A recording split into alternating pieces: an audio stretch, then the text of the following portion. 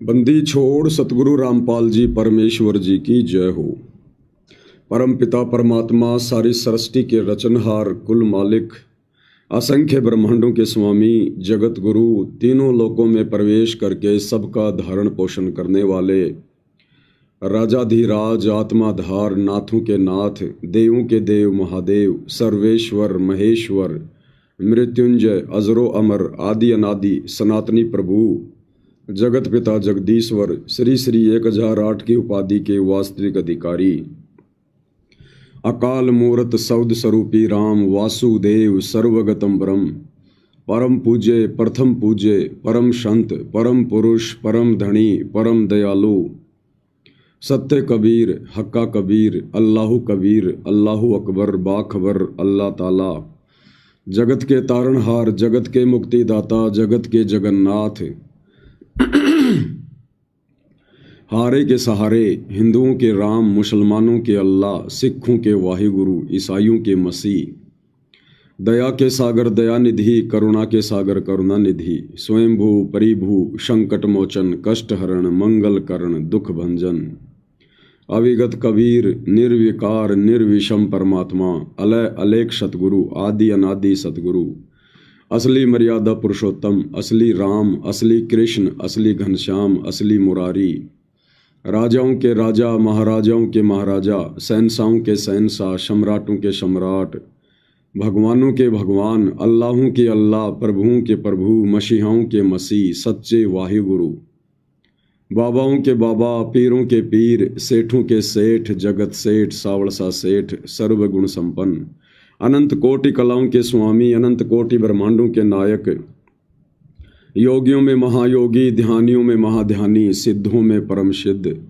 ज्ञानियों में तत्व ज्ञानी ब्रह्म ज्ञानी महाज्ञानी परम ज्ञानी सर्वश्रेष्ठ ज्ञानी विज्ञानी युवा कबीर समर्थ कबीर असमवात अमित ओझा सच्चे रहनुमा करीम अल्लाह सुभान अल्लाह दुनिया के अंतिम पैगंबर 8 सितंबर 1951 से गांव धनाना जिला सोनीपत हरियाणा भारतवर्ष की पावन भूमि पे प्रकट रियल कल की भगवान श्री नारायण साकार हरि श्री बाबा साहेब नूर अनंत परमात्मा सच्चे दरवेश सच्चे बाखबर जजों के जज संत श्रोमणी सतगुरु रामपाल जी परमेश्वर जी के चरण कमल में साध संगति से जुड़े हुए देश विदेश से आप और हम सभी सत्सेवक भाई बहनों का अनंत कोटि दंडवत प्रणाम।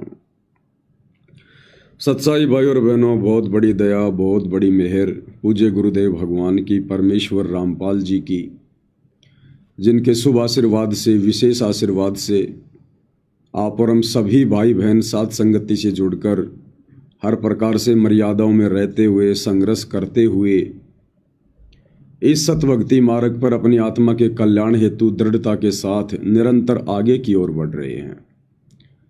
भाई और बहनों, पूर्ण ब्रह्म परमात्मा जिसने सारी सृष्टि को रचा, सभी जीवों को उत्पन्न किया, जिस परमेश्वर के विषय में सतयुग से लेकर त्रेता द्वापर जो बड़े बड़े ऋषि महात्मा संत हुए हैं, महर्षि व्यास जैसे वशिष्ठ जैसे चुनक जैसे दुर्वासा जैसे ये साधु संत महात्मा भी उस परमेश्वर के विषय में नहीं जान पाए, उसको नहीं पहचान पाए, उस परमेश्वर की एक झलक भी प्राप्त नहीं कर पाए। आज वही पूर्ण ब्रह्म परमात्मा सत्य पुरुष अमर पुरुष सर्वसृष्टि रचनहार कबीर देव वर्तमान में परम पूज्य सतगुरु रामपाल जी परमेश्वर जी के रूप में स्वरूप में साक्षात धरती पर प्रकट हैं। हम मनुष्यों को समझाने के लिए परमेश्वर मनुष्य रूप धारण करके पृथ्वी पर प्रकट हैं। ये स्वयंभू परमात्मा है, परिभू परमात्मा है। इनसे पहले सृष्टि में कुछ भी नहीं था और इनके बाद भी सृष्टि में कुछ नहीं रहेगा। ये पहले भी थे, ये वर्तमान में भी हैं और ये आगे भी रहेंगे। इस पूर्ण ब्रह्म परमेश्वर सतगुरु रामपाल जी भगवान का किसी भी देश काल और परिस्थिति में विनाश नहीं होता। सतगुरु आदि अनादि है, सतगुरु मध्य है मूल, सतगुरु को सिजदा करूं एक पलक नहीं भूल। सतगुरु पूर्ण ब्रह्म है, सतगुरु आप अलेख, सतगुरु रमता राम है, याम में मीन न मेघ। भाइयों और बहनों, ये असंभव और नामुमकिन जैसी लगने वाली, सुनने वाली, दिखाई देने वाली बात जो अभी आप दास के मुख से सुन रहे हैं, जब तक ये बात हमारे हृदय में नहीं उतरेगी, हमारी आत्मा इस बात को स्वीकार नहीं कर लेगी कि ये दुनिया अनंत काल से जिस परमात्मा के गुण गाती आ रही है कि करने वाला तो वो परमात्मा ही है, सबको रचने वाला परमात्मा ही है, सबसे बड़ा वो परमात्मा ही है। अज्ञानता में, ज्ञानहीनता में लोग जिसे निराकार की संज्ञा देते हैं कि वो दिखाई नहीं देता, किसी के सामने नहीं आता, वो परमात्मा वर्तमान में धरती पर सतगुरु रामपाल जी के रूप में प्रकट है। जब तक ये बात, चाहे भगत हो या जगत हो, जब तक उनके हृदय में नहीं समाएगी भाई और बहनों, तब तक इस काल के 21 ब्रह्मांड से एक भी आत्मा बाहर नहीं निकल सकती। और परमेश्वर ने अपने सत्संगों में क्लियर कर दिया कि जिन जिन आत्माओं को काल लोक से मुक्ति मिली है, 84 लाख योनियों के कष्ट से मुक्ति मिली है, उन आत्माओं ने गुरु को परमात्मा माना है, हृदय से माना है।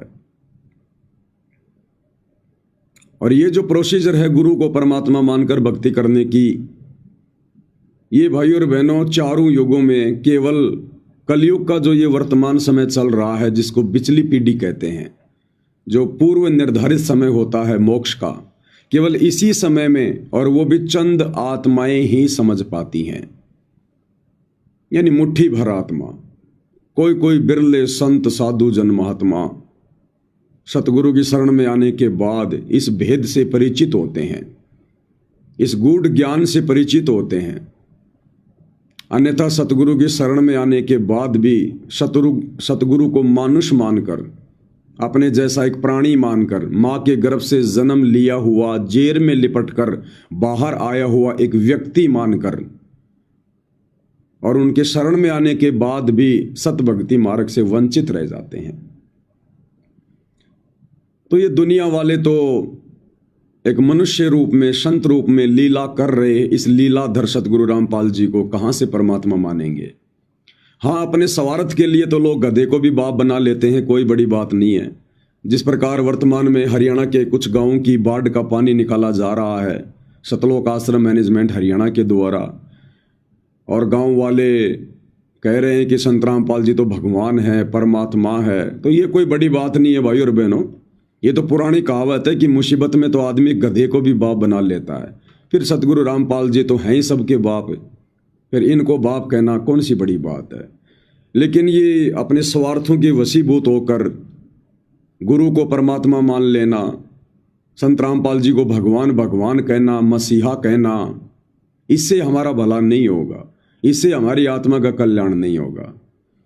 इस प्रकार से गुरु को परमात्मा आए हुए हैं, भगवान आए हुए हैं। 650 साल पहले सभी 64 लाख भगत उनके गुण गाया करते थे, और अंत में परमात्मा ने एक छोटी सी परीक्षा ली। वो 64 के 64 लाख है जो दिन रात अपनी जुबान से कहते थे कि ये तो भगवान आए हैं, ये तो परमात्मा आए हैं, एक झटके में सबका पानी निकल गया, सबका पानी, सब फैल हो गए।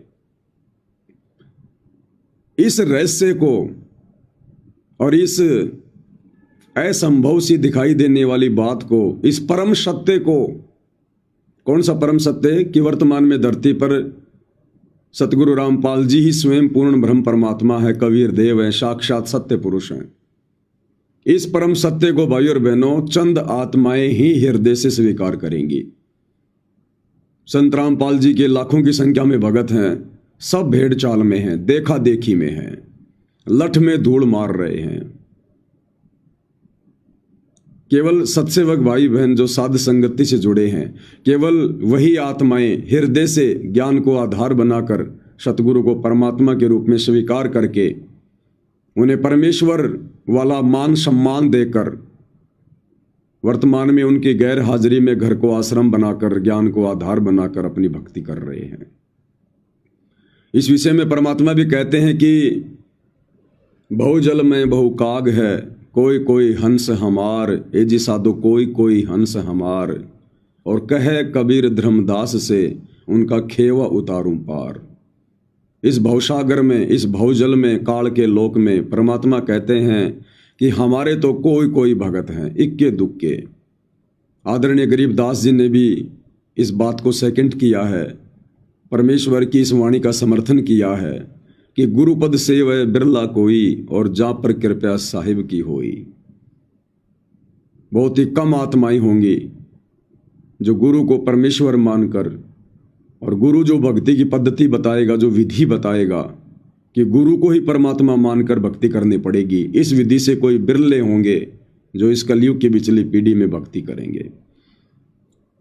और वो बिरले कौन होंगे? जिनकी दिव्य दृष्टि खुल चुकी होगी, जिनका ज्ञान योग खुल चुका होगा, जिनका तीसरा नेत्र खुल चुका होगा। ज्ञान वाला नेत्र, ज्ञान वाली दृष्टि, वैसे नहीं कि भाई सत्सेवक भाई बहन तो अपनी दिव्य दृष्टि से आगे पीछे का सब कुछ देख लेते होंगे। नहीं, वो वाली दिव्य दृष्टि नहीं, उसकी हमें आवश्यकता भी नहीं। हम थूकते हैं उस दिव्य दृष्टि के ऊपर। वो दिव्य दृष्टि तो भगत की भक्ति में बाधक है, भगत के लिए विष तुल्य है। ज्ञान वाली दिव्य दृष्टि, ज्ञान योग और ज्ञान वाला तीसरा नेत्र अगर इस पृथ्वी पर किसी का खुला है तो केवल सत्सेवक भाई बहनों का खुला है।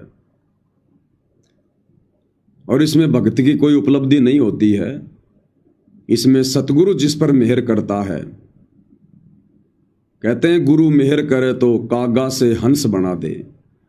तो ये तो सतगुरु रामपाल जी, परमेश्वर जी की जिन जिन आत्माओं पर मेहर होगी, दया होगी, उन्हीं आत्माओं का ज्ञान वाला तीसरा नेत्र खुलेगा। अन्यथा गुरु के चरणों में बैठकर, गुरु की वर्षों से संगति करके, गुरु के अति निकट रहकर, गुरु के इर्द गिर्द रहकर, गुरु के परिवार में जन्म लेकर भी वो व्यक्ति गुरु को मानुष ही मानेगा, अपने मनुष्य जीवन को बर्बाद ही करके जाएगा। तो ये दिव्य दृष्टि, ये तीसरा नेत्र हर किसी का नहीं खुलता है। इसके विषय में परमेश्वर ने अपनी एक वाणी में कहा है, ये कबीर सागर की अमर वाणी है, परमेश्वर रामपाल जी ने अपनी पुस्तक में इसको शामिल किया है। और क्या कह रहे हैं गुरुदेव भगवान? वाणी है, बालक सम है जाको ज्ञाना, तासो कहूं वचन परवाना। कबीर सागर में लिखा हुआ है, परमात्मा कहते हैं कि ये जो प्रथम नाम उपदेश है किसको दिया जाता है? प्रथम नाम उपदेश उसको दिया जाता है जिसका ज्ञान अभी बालक के जैसा होता है। भले वो व्यक्ति 80 साल का है, 60 साल का है, बहुत बड़ा कोई मंत्री है, IAS अधिकारी है, लेकिन भक्ति मार्ग में वो व्यक्ति अभी बालक के जैसा है। उसकी बुद्धि आध्यात्मिक क्षेत्र में बच्चे के जैसी है।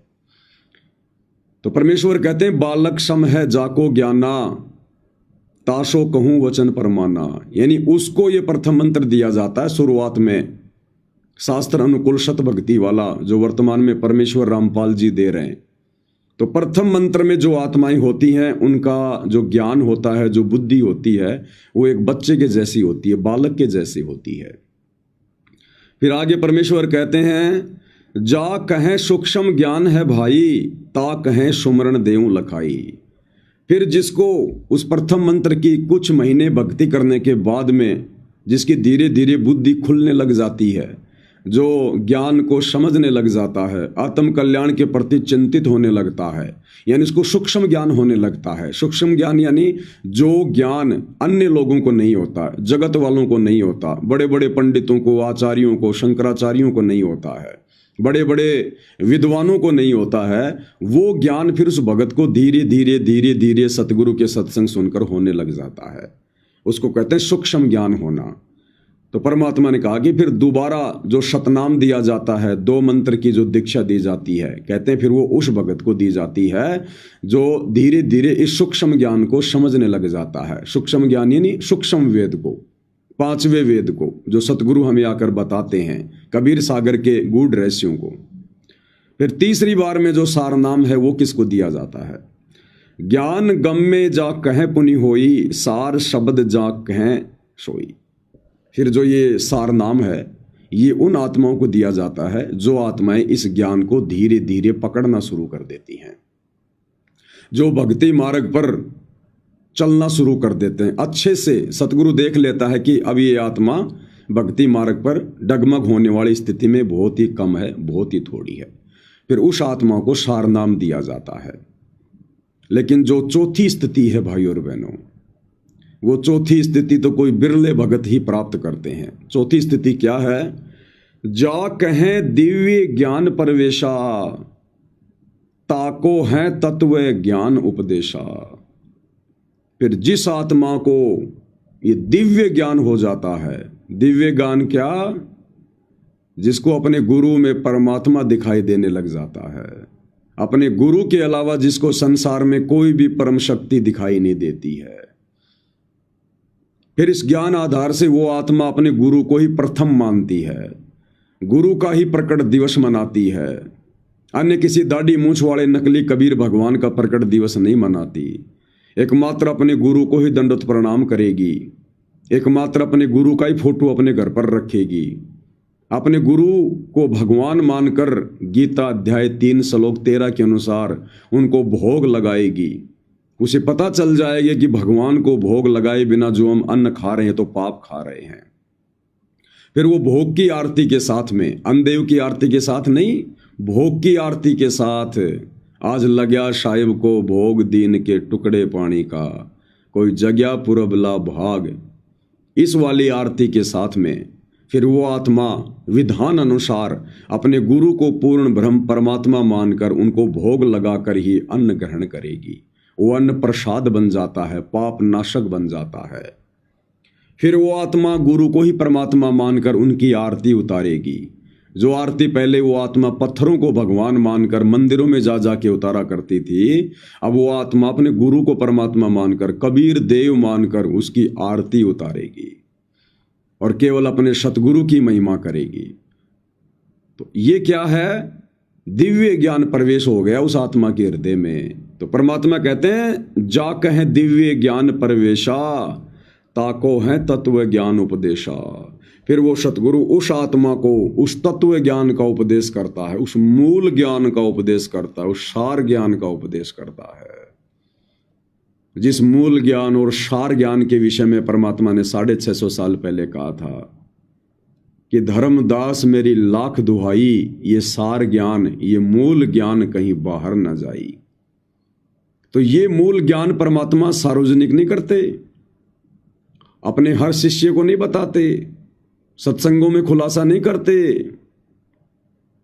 फिर ये मूल ज्ञान समझने की परमात्मा उन आत्माओं पर दया करते हैं, उनको इतना दृढ़ कर देते हैं कि वो आत्माएं फिर मरने को मर जाएंगी, लेकिन वो आत्माएं किसी भी कीमत पर गुरु को मानुष के रूप में स्वीकार नहीं करेंगी,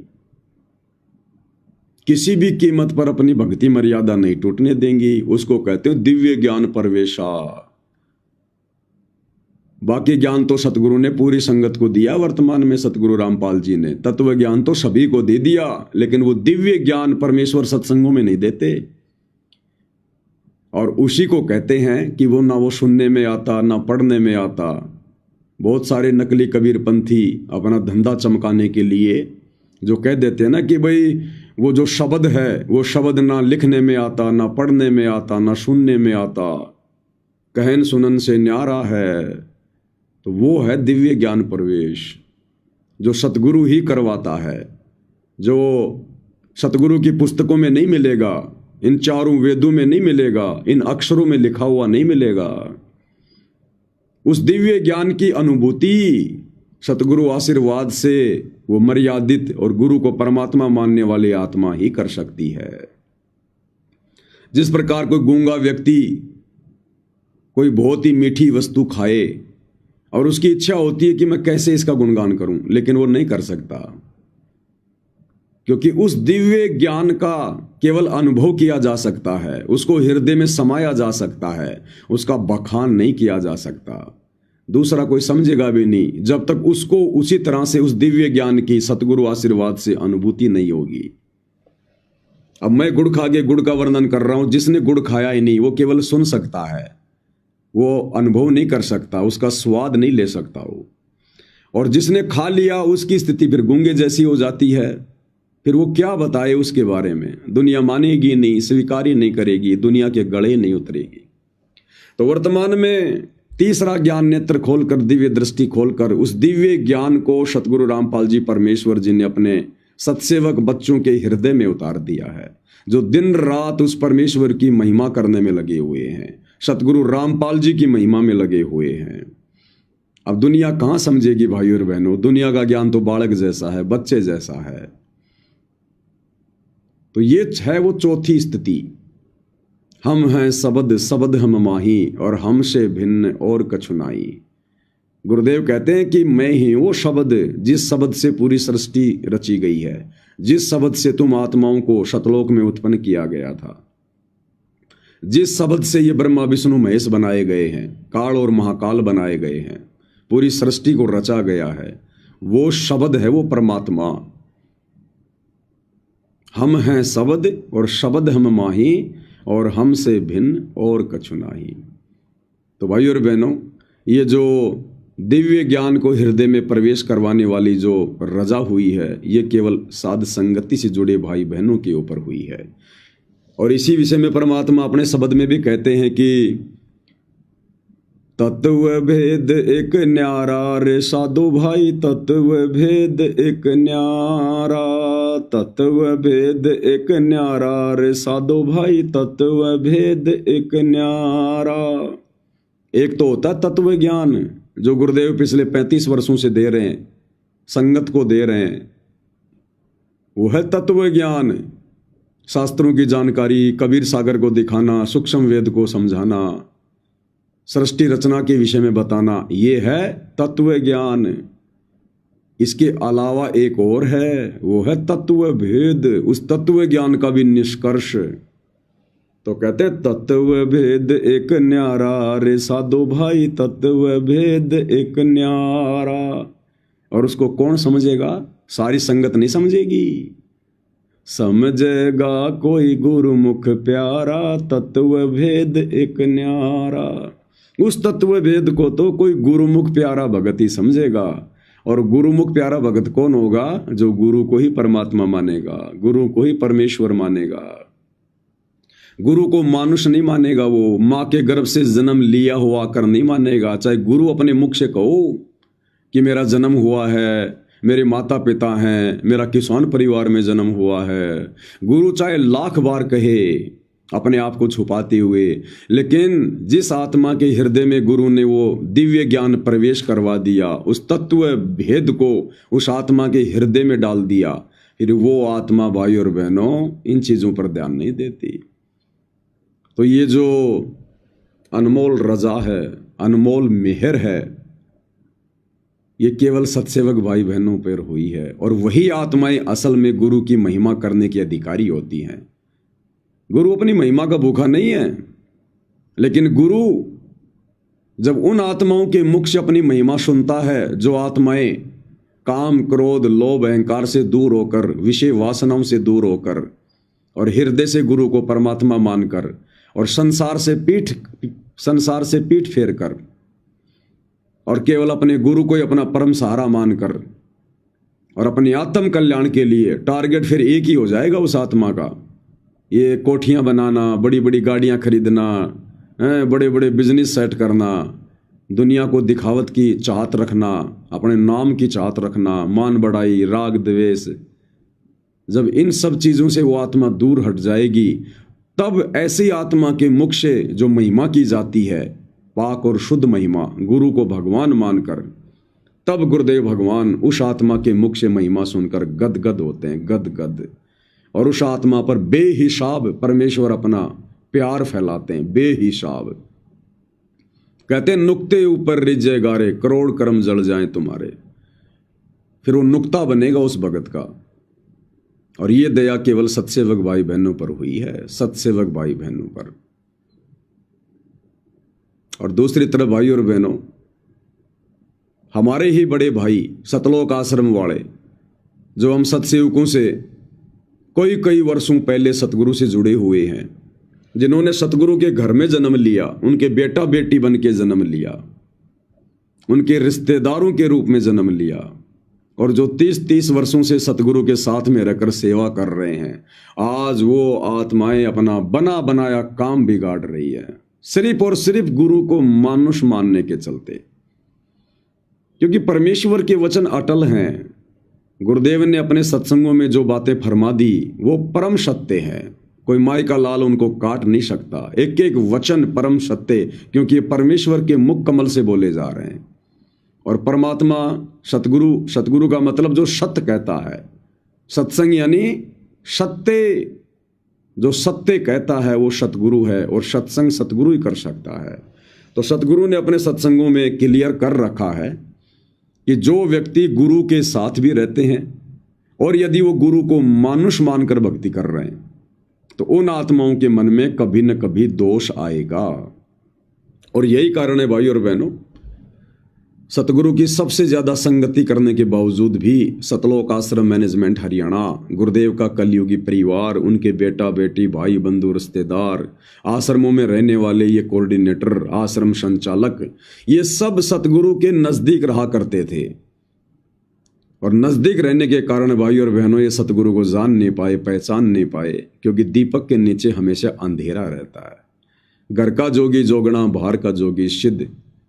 उन आत्माओं पर गुरु की विशेष रजा है जिन आत्माओं को गुरुदेव ने अपने बेटा बेटी के रूप में जन्म नहीं दिया, अपने रिश्तेदारों के रूप में जिनको पैदा नहीं किया, जिन आत्माओं को गुरु ने आश्रम में अपने पास में नहीं रखा, उन आत्माओं का परम सौभाग्य जो गुरु से दूर रहकर, गुरु के ज्ञान को समझकर, ज्ञान को आधार बनाकर जिन आत्माओं ने भक्ति करके गुरु को परमात्मा के रूप में स्वीकार किया है।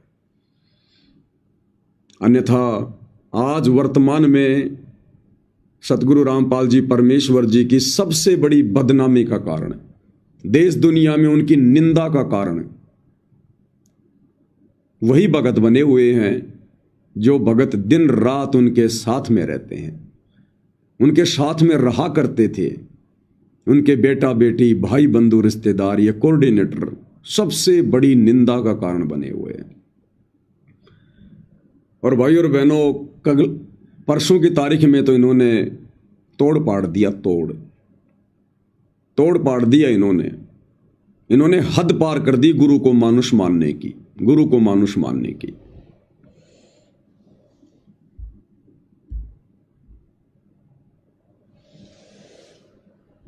ये अखबार की कटिंग आप देख रहे हैं, 3 अक्टूबर 2025। ये कल की अखबार की न्यूज है, क्योंकि आप सबको पता है, दास ने वीडियो भी बनाया था कि 25 सितंबर 2025 को जो कोर्ट का फैसला आया था, फैसला किस बात का, सतगुरु रामपाल जी की जमानत लगाई गई थी, तो कोर्ट का फैसला आया और कोर्ट ने उनकी जमानत को रद्द कर दिया, कैंसिल कर दिया था। उसके बाद में संत रामपाल जी के वकीलों ने कहा कि भाई हम फिर से हाई कोर्ट में जमानत लगाएंगे संत रामपाल जी की। तो उन वकीलों ने, यानी सतगुरु रामपाल जी के परिवार ने, क्योंकि वकीलों को फीस कौन देगा, आश्रम मैनेजमेंट देगा, संत रामपाल जी के परिवार वाले देंगे, उनके बेटा बेटी देंगे, उनका भाई देगा। तो वकील तो वही करेंगे, उतना ही करेंगे और वैसा ही करेंगे जैसा उनको निर्देश दिए जाएंगे। तो फिर वकीलों ने हाई कोर्ट में अर्जी लगाई, याचिका लगाई। और क्या याचिका लगाई भाई और बहनों, डूब के मरने की बात है, डूब के मरने की बात। अगर जरा भी शर्म बाकी है इन सतलोक आश्रम वालों में, तो इन लोगों को डूब के मर जाना चाहिए, डूब के। इस कदर ये लोग गुरु निंदा करवाकर पाप के भागी बन चुके हैं, दोषी बन चुके हैं। एक तरफ तो पूरी दुनिया में ये लोग डंका पीटते हैं कि ये भगवान आए हुए हैं, संत रामपाल जी भगवान आए हुए हैं, बंदी छोड़ सतगुरु रामपाल जी भगवान की जय। इनको भगवान की परिभाषा का भी नहीं पता। इनको डंका पीटते हैं कि भगवान आए हुए, हमारे गुरु जी भगवान हैं, भगवान है। अरे भगवान तो है, तुम्हारे कहने से कोई डबल भगवान नहीं हो जाएंगे। लेकिन कहने कहने से बात नहीं बनती। कहने को तो दुनिया इन पत्थरों को भी कह रही है कि ये भगवान हैं, और उनको भगवान मानती है, तभी तो उनके तीर्थों पर जाती है, उन मंदिरों में जाती है, मस्जिदों में जाती है, चर्चों में जाती है, उनके नाम के भंडारे करती है, दान धर्म करती है, उनके सत्संग करवाती है। तो कहने को तो दुनिया इन पत्थरों को भी भगवान कह रही है, लेकिन क्या दुनिया के कहने से पत्थर भगवान हो जाएंगे?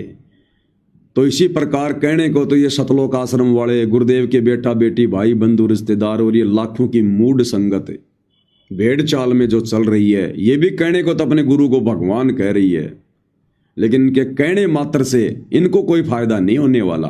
वे तो भगवान हैं, लेकिन इन लोगों के भेड़ चाल में चलते हुए उनको भगवान कहने मात्र से इनका कोई भला नहीं होने वाला।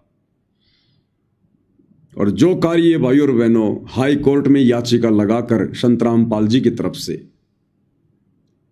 जो कुकृत्य, जो कुकर्म, जो निंदनीय और शर्मनाक कार्य इन आश्रम वालों ने किया है, इसकी जितनी निंदा की जाए भाई और बहनों उतनी कम है। क्या है इस न्यूज में?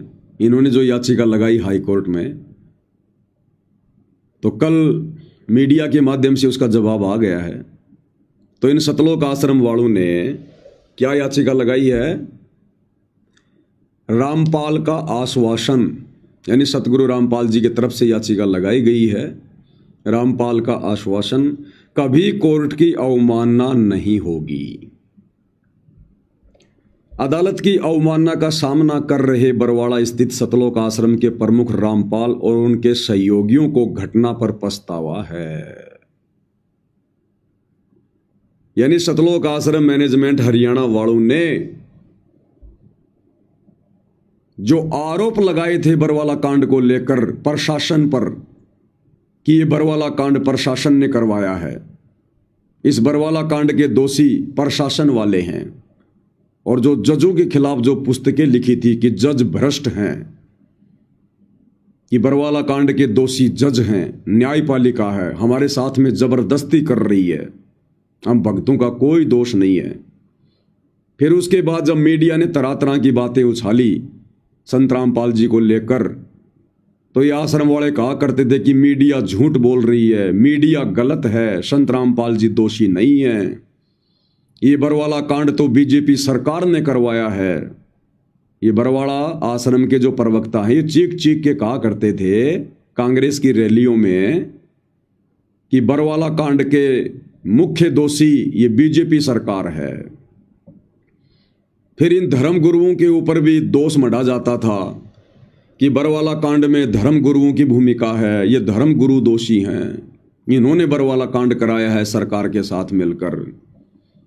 आज भाई और बहनों, सतलोक आश्रम मैनेजमेंट हरियाणा वालों ने हाई कोर्ट में याचिका लगाकर उन मीडिया वालों को भी दोष मुक्त कर दिया कि मीडिया जो कह रही थी बिल्कुल सही कह रही थी बाबा रामपाल के बारे में।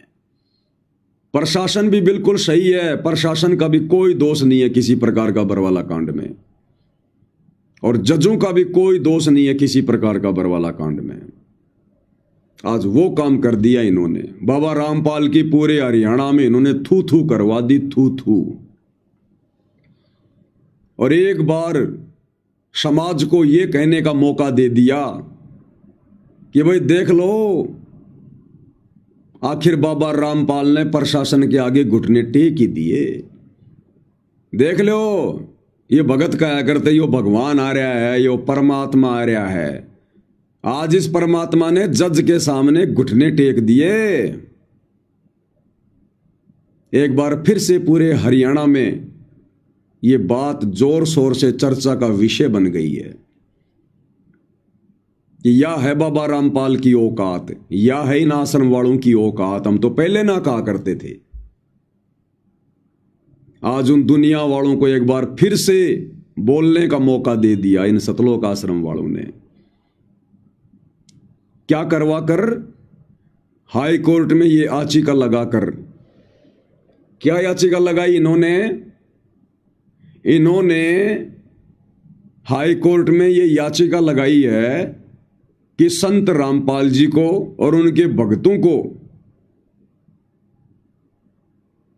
बरवाला कांड की घटना पर गहरा दुख है। हमें पछतावा है बरवाला कांड की घटना पर। हम दोषी हैं बरवाला कांड के।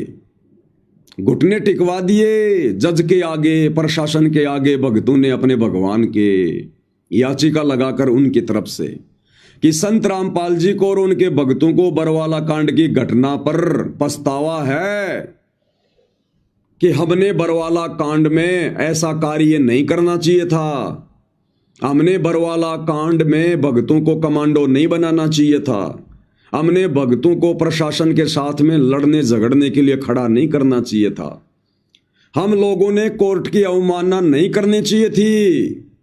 हम लोगों ने सीधे सीधे कोर्ट में जाना चाहिए था। कोर्ट के आदेश की पालना करनी चाहिए थी। आज 10 साल बाद सतलोक आश्रम मैनेजमेंट हरियाणा वालों की आंखें खुली हैं। आज इन्होंने घुटने टेके हैं प्रशासन के आगे, जज के आगे। आज इन्होंने अपनी गलती मान ली है कि हम भी गलत थे और बाबा रामपाल भी गलत था। रामपाल का आश्वासन कभी कोर्ट की अवमानना नहीं होगी और माफी मंगवाई जा रही है संत रामपाल जी से। माफी, घुटने टिकवाए जा रहे हैं कि आगे से मैं कभी भी कोर्ट की अवमानना नहीं करूंगा। आगे से मैं कभी भी ऐसी गलती नहीं करूंगा जो मैंने बरवाला कांड में की।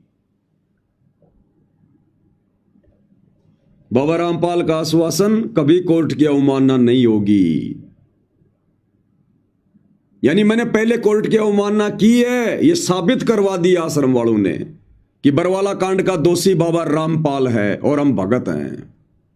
और कह रहे कि आगे से ऐसी गलती नहीं होगी, कभी कोर्ट की अवमानना हम नहीं करेंगे आगे से। अदालत की अवमानना का सामना कर रहे बरवाड़ा स्थित सतलोक आश्रम के प्रमुख रामपाल और उनके सहयोगियों को, सहयोगी कौन? ये आश्रम वाले, गुरुजी के परिवार वाले, ये कोऑर्डिनेटर, आश्रम संचालक, ये बड़े बड़े भगत। अब इन सबको पछतावा हो रहा है 10 साल बाद कि भाई हमसे बहुत बड़ी गलती हो गई बरवाला कांड में। हमने ऐसा नहीं करना चाहिए था। हमने सीधे सीधे बाबा रामपाल को कोर्ट में ले जाना चाहिए था। यानी ये पवन दास जो पिछले 10 साल से भौंक रहा है, वीडियो बना रहा है संगत की आंखें खोलने के लिए कि ये संगत अभी अच्छे से बरवाला कांड को भी नहीं समझ रही है। इस बरवाला कांड के मुख्य दोषी ये सतलोक आश्रम मैनेजमेंट हरियाणा वाले हैं, गुरुजी का परिवार है, ये कोऑर्डिनेटर है। लेकिन किसी के कान पर जू भी नहीं रेंग रही थी। और आज देख लो, ये लोग खुद अपनी गलती घुटने टेक टेक के जज के सामने स्वीकार कर रहे हैं कि हां, वो जो पवन दास कहता था बिल्कुल सही कहता था। हम ही बरवाला कांड के दोषी थे। हमने ही वो कुकर्म किए और भक्तों से करवाए। हमने ही कोर्ट की अवमानना करवाई, झूठे मेडिकल लगा लगा के, बाबा रामपाल को झूठा बीमार बना बना के। आज खुद ये लोग देश और दुनिया के सामने, प्रशासन के सामने, न्यायपालिका के सामने, जज के सामने, जिन जजों के विषय में ये लोग कहा करते थे कि हम जजों को ठीक कर देंगे, हम न्याय प्रणाली को ठीक कर देंगे, ये जज भ्रष्ट हैं, इन जजों की मनमानी नहीं चलेगी। आज उन्हीं जजों के आगे घुटने टेकने पर मजबूर हो गए सतलोक आश्रम वाले, और साथ में अपने भगवान के भी घुटने टिकवा दिए और कह रहे हैं आगे से कोर्ट की अवमानना नहीं होगी। जमानत के लिए गिड़गिड़ा रहे हैं, हाथ जोड़ रहे हैं जज के आगे, क्योंकि जमानत कैंसिल हो गई थी ना 25 सितंबर 2025 को। जज ने बोल दिया था ना कि भाई नहीं, जमानत नहीं मिलेगी।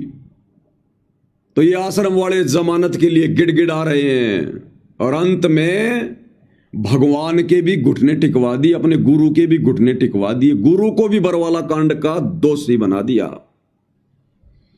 सतलोक आश्रम के प्रमुख रामपाल और उनके सहयोगियों को घटना पर पछतावा है।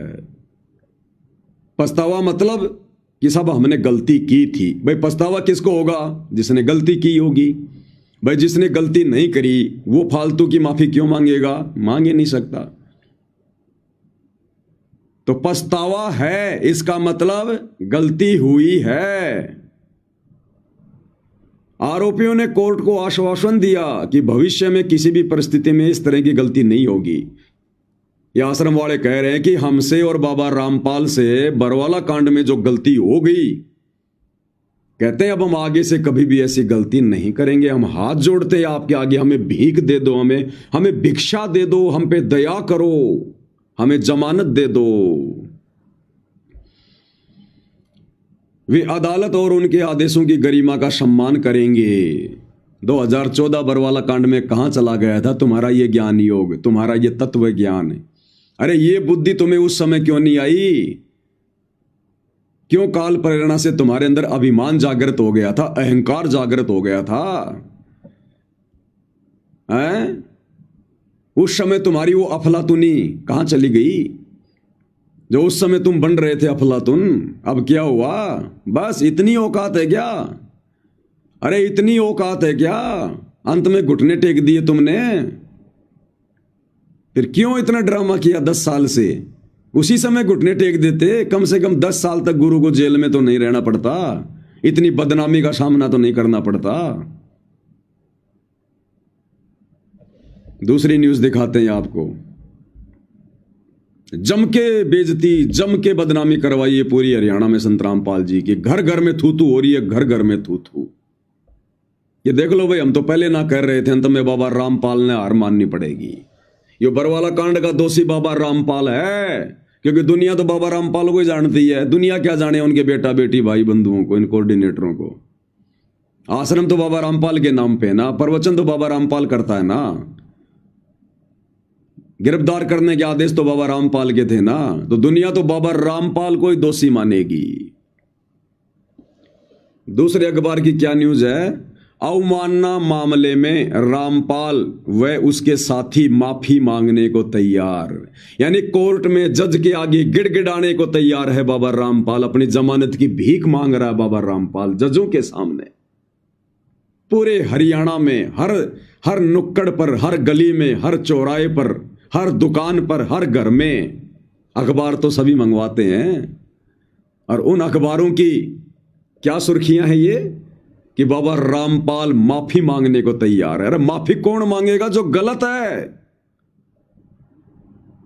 तो इन आश्रम वालों ने ये याचिका लगाकर बाबा रामपाल की तरफ से देश और दुनिया में यह साबित कर दिया कि यह कोई भगवान नहीं है, ये कोई परम संत नहीं है, ये 2 कोड़ी का जीव है, 2 कोड़ी का जीव है हमारी तरह, जो गलतियां करता रहता है। और बरवाला कांड में भी हमने बाबा रामपाल ने दोनों ने मिलकर गलतियां कर दी थी।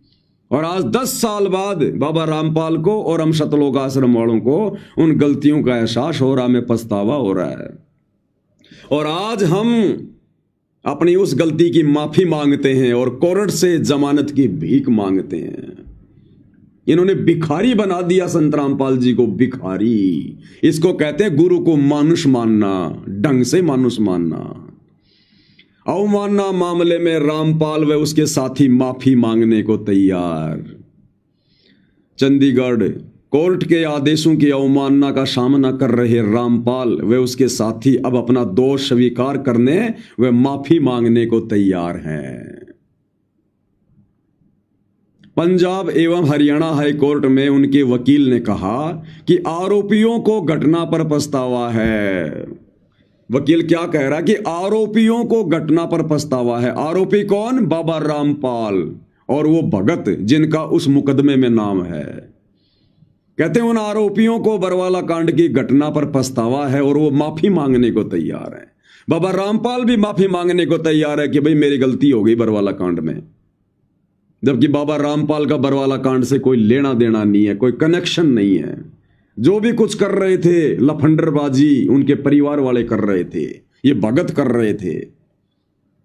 लेकिन कहते हैं जो मैं पूत कपूत हूं बहुर पिता को लाज।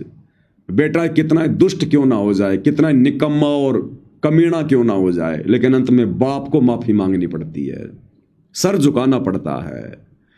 तो भाई और बहनों, धन्य है इन कलयुगी भक्तों को, सतलोक आश्रम वालों को। अरे धन्य है सतलोक आश्रम वाले, तुम्हारे माता पिता जिनसे तुम्हारा जन्म हुआ, जिन्होंने भगवान से माफी मंगवा दी,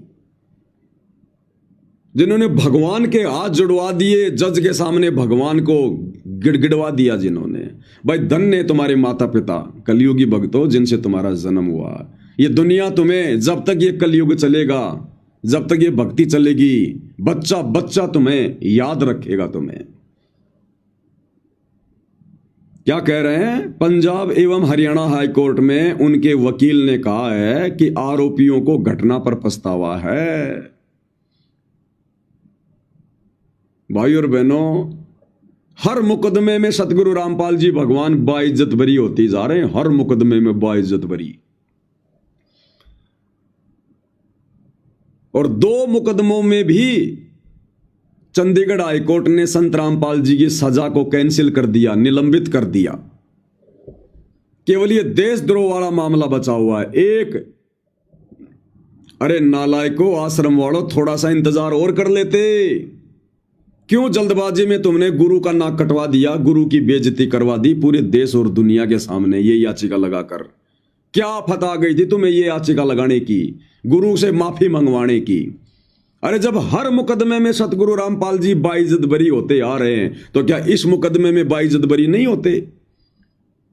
लेकिन इन लोगों ने पहले ही घुटने टिकवा दिए और गुरु से माफी मंगवा दी कि संत रामपाल जी दोषी है बरवाला कांड का।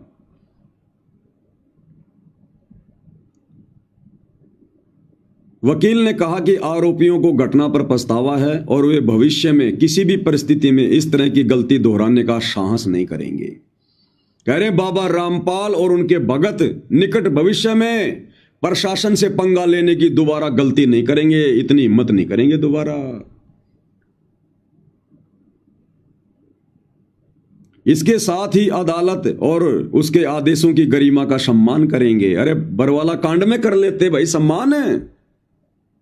अरे बरवाला कांड में सम्मान कर लेते, ये माफी अगर उस समय मांग लेते तुम, तो क्यों गुरु 10 साल से जेल की सजा भोगता? क्यों देश और दुनिया में बदनामी का कारण बनता?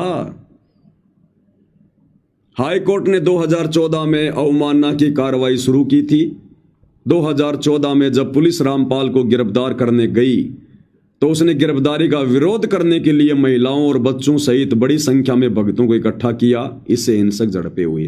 देखो, दोषी दुनिया अभी भी संत रामपाल जी को ही मान रही है कि बाबा रामपाल ने महिला और बच्चों को ढाल बनाया, जबकि इन आश्रम वालों ने महिला और बच्चों को ढाल बनाया, कमांडो बना बना के खड़े कर दिए गुरु का आदेश बताकर। लेकिन दुनिया नहीं जानती है कौन आश्रम वाले हैं, कौन उनके बेटा बेटी हैं। दुनिया तो बाबा रामपाल को जानती है।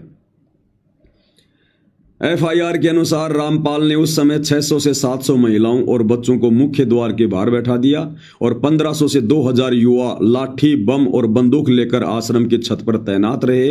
वे पुलिस को धमकी दे रहे थे कि बाबा रामपाल को गिरफ्तार नहीं होने देंगे। अब कहां गया भाई तुम्हारा जोश? अरे कागजी शेरो, सतलोक आश्रम वालों, अब कहां गया तुम्हारा जोश कि हम प्रशासन को ठीक कर देंगे, हम उन जजों को ठीक कर देंगे? अरे तुम तो जजों के आगे गिड़गिड़ा रहे हो, तुम तो माफी मांग रहे हो, भीख मांग रहे हो, साथ में अपने गुरु से भीख मंगवा रहे हो। भाई यही है क्या तुम्हारी राष्ट्रीय समाज सेवा समिति? देश और दुनिया को सुधारने का ठेका ले रहे थे तुम। और दिखाते हैं आपको, क्योंकि जम के हरियाणा में न्यूज वायरल हुई है भाई और बहनों। ये देखिए, अमर उजाला, अवमानना मामले में रामपाल व उसके साथी माफी मांगने को तैयार। आदमी थू थू कर रहा है, हर आदमी थू थू। यो है बाबा रामपाल, या है बाबा रामपाल की असलियत, सच्चाई। देख लो भाई, हम तो पहले ना कहते थे कि वो बाबा रामपाल दोषी है, एक नंबर का गुंडा है, एक नंबर का बुंडा है। आज इन आश्रम वालों ने ठप्पा लगा दिया कि हां, बाबा रामपाल गुंडा है, बुंडा है, और बरवाला कांड में बाबा रामपाल का ही हाथ था।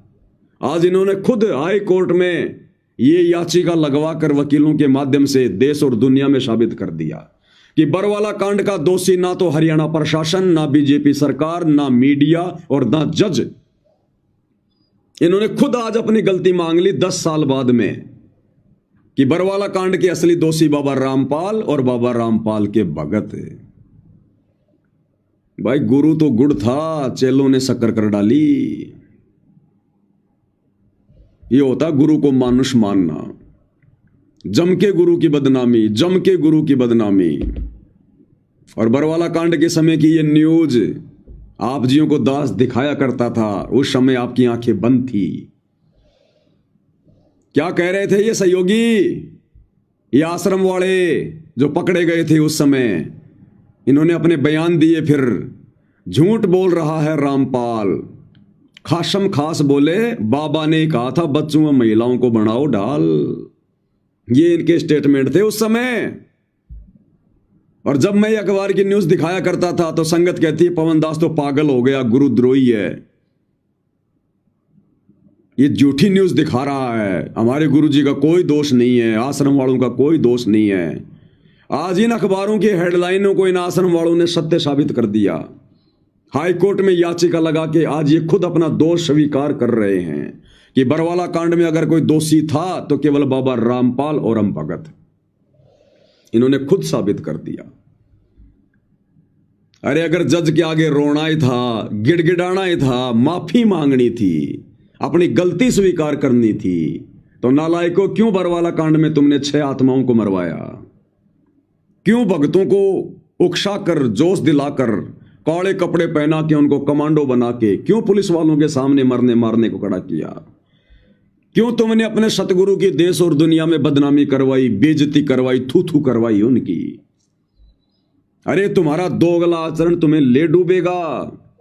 तुम एक तरफ तो देश और दुनिया में डंका पीट रहे हो, संत रामपाल जी भगवान है भगवान है, और दूसरी तरफ तुम उनकी तरफ से ये माफीनामा कोर्ट में पेश करके और ये भी साबित कर रहे हो कि भगवान गलतियों का पुतला होता है, भगवान तो गलतियां भी करता है। और 2014 बरवाला कांड में संत रामपाल जी भगवान ने गलती कर दी थी। उस गलती की आज 10 साल बाद हमें आज पछतावा हो रहा है और हम कोर्ट के आगे माफी मांग रहे हैं। धन्य हो कलयुग के भक्तों, धन्य तुम्हारे माता पिता जिनसे जन्म हुआ, जिन्होंने गुरु को घुटनों के बल बैठने पर मजबूर कर दिया कोर्ट के आगे। अरे क्यों दुनिया में ज्ञान प्रचार कर रहे हो फिर तुम? क्यों ये डंका पीट रहे हो तुम सूखा कि हमारे गुरुजी संत रामपाल जी धर्मराज के दरबार में हमारे वकील बनकर और हमें काल की बंद से छुड़वाएंगे? अरे तुम्हारे अनुसार क्या खाक छुड़वाएंगे? तुमने तो यही संत रामपाल जी को, अपने भगवान को, जज के आगे घुटने टिकवा दिए। तो धर्मराय तो बहुत बड़ा जज है, वो तो सुप्रीम जज है तीनों लोगों का। तो वहां कैसे सतगुरु रामपाल जी जज के सामने तुम्हारा मुकदमा लड़ेंगे? वहां तुम्हें कैसे छुड़वाएंगे जब यहीं पर सतगुरु रामपाल जी ने जज के आगे घुटने टेक दिए, हार मान ली? इसको कहते हैं भाई और बहनों गुरु को मानुष मानना। काल ने क्या कहा था? जाओ जोग जीत संसारा, जीवन माने का तुम्हारा। इनकी ऐसी बुद्धि फेर दूंगा, तू कितना ज्ञान दे लेना, कितने चमत्कार कर लेना, तेरे को भगवान नहीं मानने दूंगा। और ये तेरे भगत ही कदम कदम पर तेरे दुश्मन बन के खड़े होंगे, कदम कदम पर तेरे दुश्मन बनकर। अब कहां गए हो नकली बाबा, जिनको तुम कह रहे हो कि बरवाला कांड इन नकली बाबाओं ने करवाया, इन जजों ने बरवाला कांड करवाया, हरियाणा की बीजेपी सरकार ने बरवाला कांड करवाया। अरे आज कहां गए तुम्हारे बोल वचन, तुम्हारे स्टेटमेंट? आज तुम लोगों ने खुद ये साबित कर दिया कि बरवाला कांड तो बाबा रामपाल ने करवाया और हम भक्तों ने किया और कोई दोषी नहीं है बरवाला कांड में। अरे किस मुंह से लोगों को कहोगे कि रामपाल जी भगवान है, ये परमात्मा है, इनका नाम लो, इनसे जुड़ो? हमारे गुरुजी सत्संग सुनाकर गलतियां छुड़वाते हैं, बुराइयां छुड़वाते हैं, और तुम खुद कह रहे हो कि हमारे गुरुजी तो खुद ही गलती करते हैं।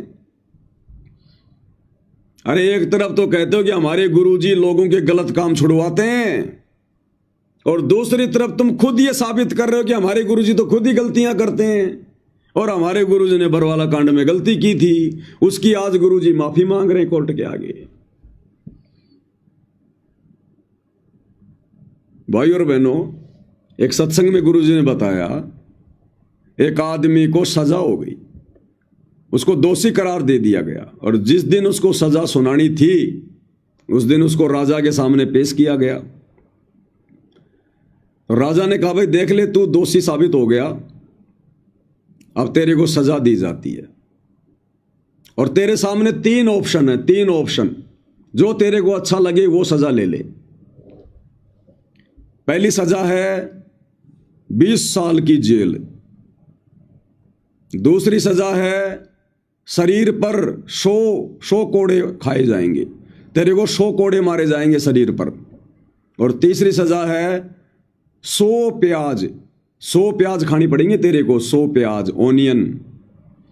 तो उस आदमी ने देखा, भैया 20 साल की सजा तो बहुत लंबी है, 20 साल में तो मैं मर लूंगा, परिवार से दूर रहूंगा, इससे अच्छा है प्याज खा ले, कोरड़े खाऊंगा उससे भी दर्द होगा, ऐसा करता हूं 100 प्याज खाने की सजा ले लेता हूं। तो बोला जी मैं 100 प्याज खा जाऊंगा, 100 प्याज खा लूंगा मैं। बोला भाई खा ले। उसके सामने प्याज ला के रख दी टोकरी में। अब भाई और बहनों, उसने 10 प्याज खाई बड़ी मुश्किल से, 12 खाई होंगी, 15 खाई होंगी, आंखों में आंसू आ गए, पेट भर गया, उल्टी आने को हो गई। बोला भाई साहब प्याज नहीं खाई जाती। तो बोला भाई 100 कोरड़े खा ले। हाँ बोले कोरड़े खा लूंगा 100। फिर लगे राजा के सिपाही मारने उसके कोरड़े। अब कोरड़े ऐसे थोड़े खाए जाते हैं, 2 कोरड़े लगते तो घोड़ा नीचे जमीन पर पड़ जाए। तो भाई ने 5-10 कोरड़े खाए, इतने में रो भाई मर गया मर गया मर गया, भाई माफ करो माफ करो, मैं तो 20 साल की सजाई भोग लूंगा, मैं तो 20 साल की सजाई भोग लूंगा। तो परमात्मा कहते हैं उस नालायक ने 100 प्याज भी, उसने वो प्याज भी खाई, शरीर पर कोरड़े भी खाए, और अंत में सजा वही भोगनी पड़ी जो सजा उसको राजा ने दी थी। वो सीधे सीधे 20 साल की सजा को स्वीकार कर लेता तो ना तो उसको प्याज खानी पड़ती, ना उसको कोरड़े खाने पड़ते। तो ये सतलोक आश्रम मैनेजमेंट हरियाणा वाले, अरे बरवाला कांड के समय अगर तुम सीधे सीधे कोर्ट में चले जाते और जो गलतियां तुम लोगों ने की थी अगर उन गलतियों की तुम माफी मांग लेते तो आज ना तो 10 साल की सजा भोगनी पड़ती, ना जेल में बैठना पड़ता, ना देश और दुनिया में बदनामी होती, ना कोई थूतू होती। और ये सारे काम तुमने करवा लिए और उसके बाद तुमने उसी विधि से, जो विधि कोर्ट ने तुम्हें शुरू में बताई थी कि भाई माफी मांगनी पड़ेगी, अंत में तुमने वही किया फिर उस आदमी की तरह कि साहब हम बरवाला कांड के दोषी हैं। अरे पहले ही मान लेते अपनी गलती, वो आदमी पहले 20 साल की सजा को स्वीकार कर लेता तो ना तो कोरड़े खाने पड़ते, ना प्याज खानी पड़ती। तो तुम बरवाला कांड में ही कह देते कि साहब ठीक है हमारे से गलती हो गई साहब, हमने झूठे मेडिकल लगा दिए गुरु को मानुष मानकर, हमने गुरु को सलाह दी, गुरु को शिक्षा दी कि जैसा हम कहें तुम वैसा ही करो, गुरुजी हम संभाल लेंगे अपने आप सारा सब कुछ। अगर उसी समय तुम माफी मांग लेते, अपनी गलती स्वीकार कर लेते और सीधे सीधे सतगुरु रामपाल जी को कोर्ट में ले जाते तो आज ये नौबत ही नहीं आ जाती। कोर्ट में तो फिर भी तुम्हें लेके जाना पड़ा और अंत में तुमने वही किया, अंत में माफी मांगनी पड़ी तुम्हारे को। आज तुम लोगों ने यह साबित कर दिया कि संत रामपाल जी कोई भगवान नहीं है, कोई परमात्मा नहीं है, हमारे जैसा 2 कोड़ी का जीव है जिसने बरवाला कांड में गलती करी।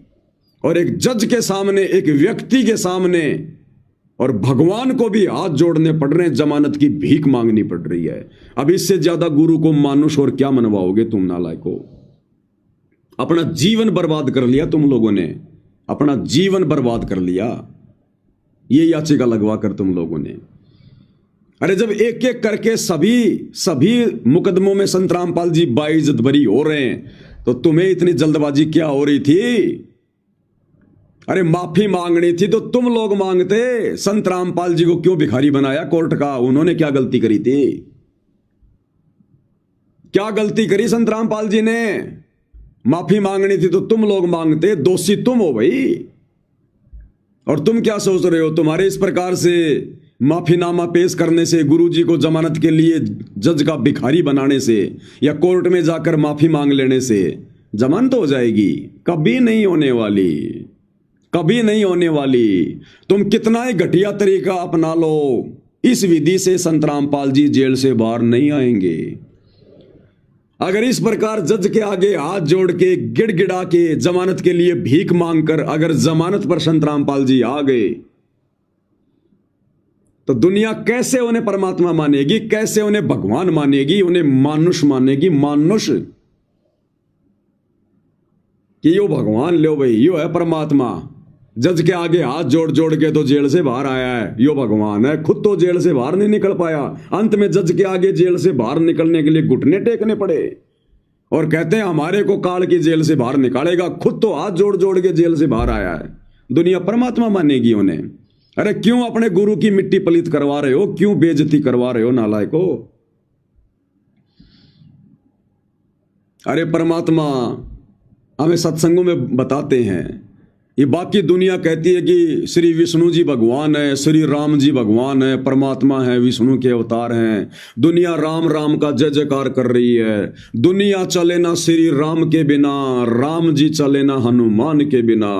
पूरी दुनिया में उनको राम घोषित कर रखा है। अब सतगुरु रामपाल जी ने आके असलियत बताई कि जब राम रावण युद्ध में, और जब रामचंद्र जी की पूरी सेना को, रामचंद्र जी को, हनुमान जी को, सबको नागफास में बांध दिया। एक सिद्धि होती है नागफास। रावण ने सबको नागफास में बांध दिया।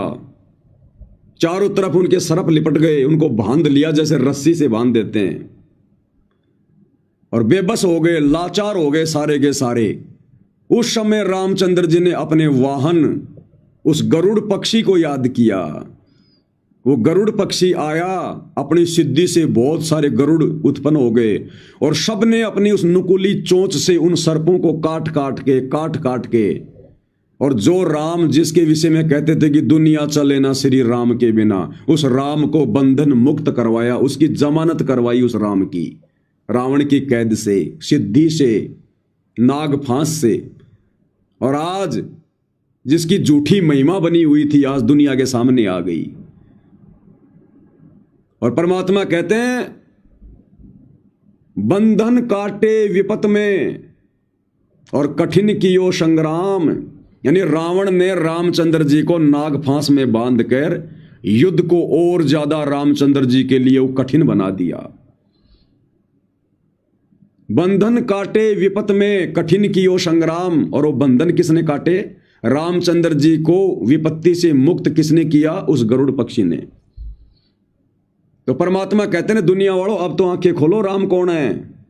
बंधन काटे विपत में कठिन कियो संग्राम, चिन्हो रे नर प्राणियों, वो गरुड़ बड़ो के राम। वो गरुड़ बड़ा हुआ या वो तुम्हारा राम बड़ा हुआ, जिस राम के बंधन भी उस गरुड़ पक्षी ने काटे। तो ये दुनिया आने वाले समय में यदि इस प्रकार से जजों के आगे घुटने टेक कर भीख मांग मांग के अगर सतगुरु रामपाल जी जमानत पर आ गए, तो ये दुनिया वाले कैसे सतगुरु रामपाल जी को राम कहेंगे, कैसे भगवान कहेंगे, कैसे परमात्मा कहेंगे। जिस प्रकार आज हम उस रामचंद्र जी को भगवान नहीं कह रहे कि अगर वो इतना बड़ा भगवान था तो अपने बंधन खुद काटता, उस गरुड़ पक्षी के आगे हाथ जोड़ने की क्या जरूरत पड़ी। तो इसी प्रकार कल को ये दुनिया थूकेगी भक्तों के मुंह पर जो ज्ञान प्रचार करेंगे, और नफरत करेगी संत रामपाल जी से कि ये काहे का भगवान, ये काहे का परमात्मा। इसके बंधन तो उस जज ने जमानत पर साइन करके काटे। वो जज ने जमानत देकर इस तुम्हारे भगवान को जेल से रिहा किया, मुक्त किया। ये काहे का भगवान है, इतना बड़ा भगवान है तो अपने बंधन खुद काट लेता। भगवान तो 100 तरीके अपना ले अपने जमानत करवाने के, जेल से बाहर आने के। ये काहे का भगवान है जिसको जजों के आगे घुटने टेकने पड़ रहे हैं, नाक रगड़ना पड़ रहा, भीख मांगनी पड़ रही है कि मैं अपनी गलती स्वीकार करता हूं, मुझे पछतावा है मेरी गलती पर, मुझे जमानत दे दो। कैसे ये दुनिया इनको परमात्मा मानेगी? तो नहीं आने वाले भाई, नहीं आने वाले। ये जजों के जज हैं, सर्व सृष्टि रचनहार है। तुम्हारे मानुष मान लेने से इनकी महानता पर कोई प्रश्न चिन्ह नहीं लग जाता, इनकी महिमा में कोई कमी नहीं आ जाएगी। अरे तुमसे तो ये काल करवा रहा है सब कुछ, इनकी छवि को धूमिल करवाने के लिए, इनका नाम और इनका ज्ञान मिट्टी में मिलवाने के लिए, इनकी महिमा को मिट्टी में मिलाने के लिए। लेकिन तुम्हारे इन कुप्रयासों से, काल प्रेरणा से कुछ नहीं होने वाला। ना तुम्हारी चलेगी, ना तुम्हारे बाप उस काल की चलेगी। जो तुम ये जितने भी कुप्रयास कर रहे हो ना, कुबुद्धि वाले काम कर रहे हो ना, तुम गुरु को मानुष मनवाने वाले, गुरु की बेइज्जती करवाने वाले, ये नहीं चलेंगे। तुम्हारे सारे हथकंडे फैल होंगे। ये वो तुम्हारे हिसाब से नहीं आएगा, वो अपने हिसाब से आएगा। अरे माफी मांगनी है तो तुम लोग मांगो, और जजों से माफी मांगने से बात नहीं बनेगी। तुम जज के आगे माफी मांगने से दोस्त मुक्त नहीं हो जाओगे। भाई और बहनों, इन लोगों को शर्म आती है अपनी गलतियों की माफी मांगने से, संत रामपाल जी से। अरे आश्रम वालों, तुम असली दोषी जजों के नहीं हो जो तुम इन जजों से माफी मांग रहे हो। तुम न्यायपालिका के मुख्य दोषी नहीं हो जो तुम न्यायपालिका से याचिका लगाकर माफी मांग रहे हो। तुम सबसे बड़े दोषी संत रामपाल जी के हो। सबसे बड़े दोषी तुम सतगुरु रामपाल जी के हो, उनसे माफी मांगनी पड़ेगी तुमने। ये बात दास बहुत पहले से कहता आ रहा है कि इन आश्रम वालों ने, गुरु जी के बेटा बेटी भाई बंधु रिश्तेदारों ने राग रगड़ रगड़ के अपनी गलतियों की जो बरवाला कांड में इन्होंने की है, गुरु को मानुष मानकर अहंकार में आकर इन्होंने माफी सतगुरु से मांगनी पड़ेगी। ये लोग हैं बरवाला कांड के मुख्य दोषी। लेकिन अभी भी इन लोगों की बुद्धि काल नहीं खुलने दे रहा, गुरु से माफी नहीं मांगने दे रहा काल। जजों के आगे माफी मांग लेंगे, प्रशासन से माफी मांग लेंगे, लेकिन संत रामपाल जी के आगे माफी नहीं मांगेंगे। और भाई जब तक सतगुरु रामपाल जी से तुम लोग नाक रगड़ रगड़ के माफी नहीं मांगोगे, और जब तक संगत से माफी नहीं मांगोगे कि भाई संगत वालों, हमारी बुद्धि पे तो काल बैठ गया था बरवाला कांड में, और बरवाला कांड के बाद जो हमने तुम संगत वालों की सारी मर्यादाएं तुड़वा दी, सारे उल्टे काम करके, राजनीति करवा के, बरवाला कांड करवा के तो भगवान को जेल में हमने जो है मतलब बैठने पर मजबूर करवा दिया। और बरवाला कांड के बाद तुम भक्तों की हमने मर्यादा तोड़वा दी, राजनीति करवा के, आरक्षणों में बैठा के, गुंडों की सीबीआई जांच का समर्थन करवा के, लोगों को चंदे में पैसा दे के, लोगों की धर्मशाला बनवा के, आन उपासकों के लिए भंडारे लगा के, परशुराम की जयंती में ले जाकर हमने सारे कुक्रम करवा कर तुम लोगों को मिट्टी में मिला दिया। तुम लोगों को धोबी का कुत्ता बना दिया संगत वालों को।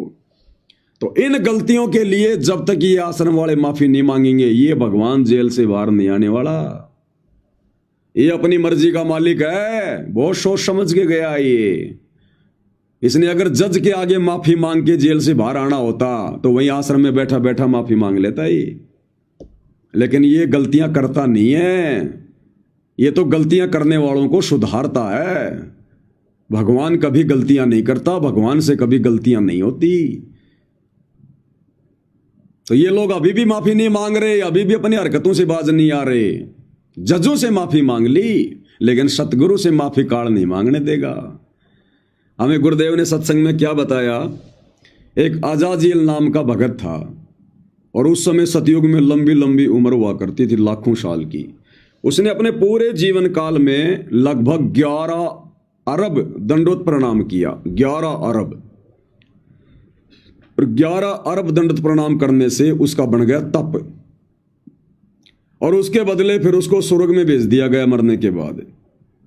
और वहां जाने के बाद भी भगवान परीक्षा लेता है, तो वो विष्णु जी को अपना इष्ट मान के दंडोत प्रणाम करता था। मरने के बाद विष्णु लोक में गया, और वहां पर गुरुदेव ने बताया कि कबीर भगवान विष्णु जी का रूप बनाकर उसके सामने आ गए उसकी परीक्षा लेने के लिए, कि देखता हूं इस नालायक ने 11 अरब दंडोत प्रणाम किया है, इतनी भक्ति करी है, और जिस मकसद के लिए भक्ति कर रहा था, दंडोत प्रणाम क्यों किया जाता है? आधीनी के लिए, कि इसने जिस मकसद के लिए दंडोत प्रणाम किए हैं, इसमें आधीनी आई कि नहीं आई?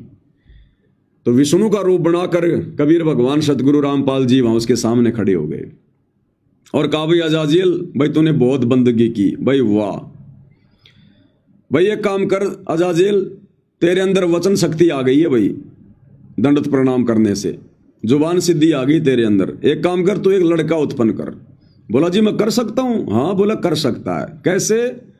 ऐसे कह दे, नर भवै। तो अजाजिल ने कहा कि नर भवै, तो उसकी आंखों के सामने एक युवा लड़का प्रकट हो गया, जवान, उसका बेटा हो गया, क्योंकि उसके वचन से पैदा हुआ। बड़ा खुश हुआ कि मेरे अंदर इतनी शक्ति आ गई, इतनी ताकत आ गई मेरे अंदर। फिर भगवान ने कहा कि अजाजिल, अब इसको दंडोत प्रणाम कर। अब अजाजिल का अहंकार अड़ गया। बोला भगवान मैं तो दंडोत प्रणाम नहीं करूंगा। बोला क्यों?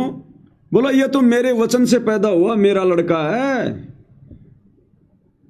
और बाप अपने बेटे को दंडोत प्रणाम करे, इससे अच्छा तो डूब के मर जा। तो भगवान ने देखा, रे भाई अपना करा कराया भक्ति का नाश करेगा नालायक।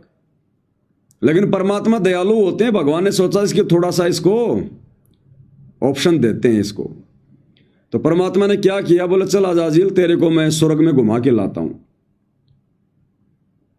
और महल से बाहर निकलने का एक दूसरा रास्ता बताया गुरुदेव ने। एक छोटा सा दरवाजा था जिसमें झुक के निकलना पड़ता था। मुख्य गेट तो बहुत लंबा चौड़ा था, एक और रास्ता था, उस रास्ते से झुक के बाहर निकलना पड़ता था। तो परमात्मा ने क्या किया, जो बच्चा उत्पन्न हुआ था उस बच्चे को गेट के सामने खड़ा कर दिया और अजाजिल से कहा कि चल अजाजिल तुझे स्वर्ग घुमा के लाता हूं। तो पहले भगवान निकले मुकुट समेत यूं झुक के उस बच्चे के सामने से और बोले आजा अजाजिल। अजाजिल ने देखा कि सामने तो वही लड़का खड़ा है और काल ने उसके अंदर प्रेरणा कर दी कि बेटा ये तेरे साथ में छल हो रहा है, अगर तू झुकेगा तो उस लड़के को दंडवत प्रणाम मान लिया जाएगा। तो अजाजिल ने कहा कि भगवान ना, मैं नहीं आऊंगा।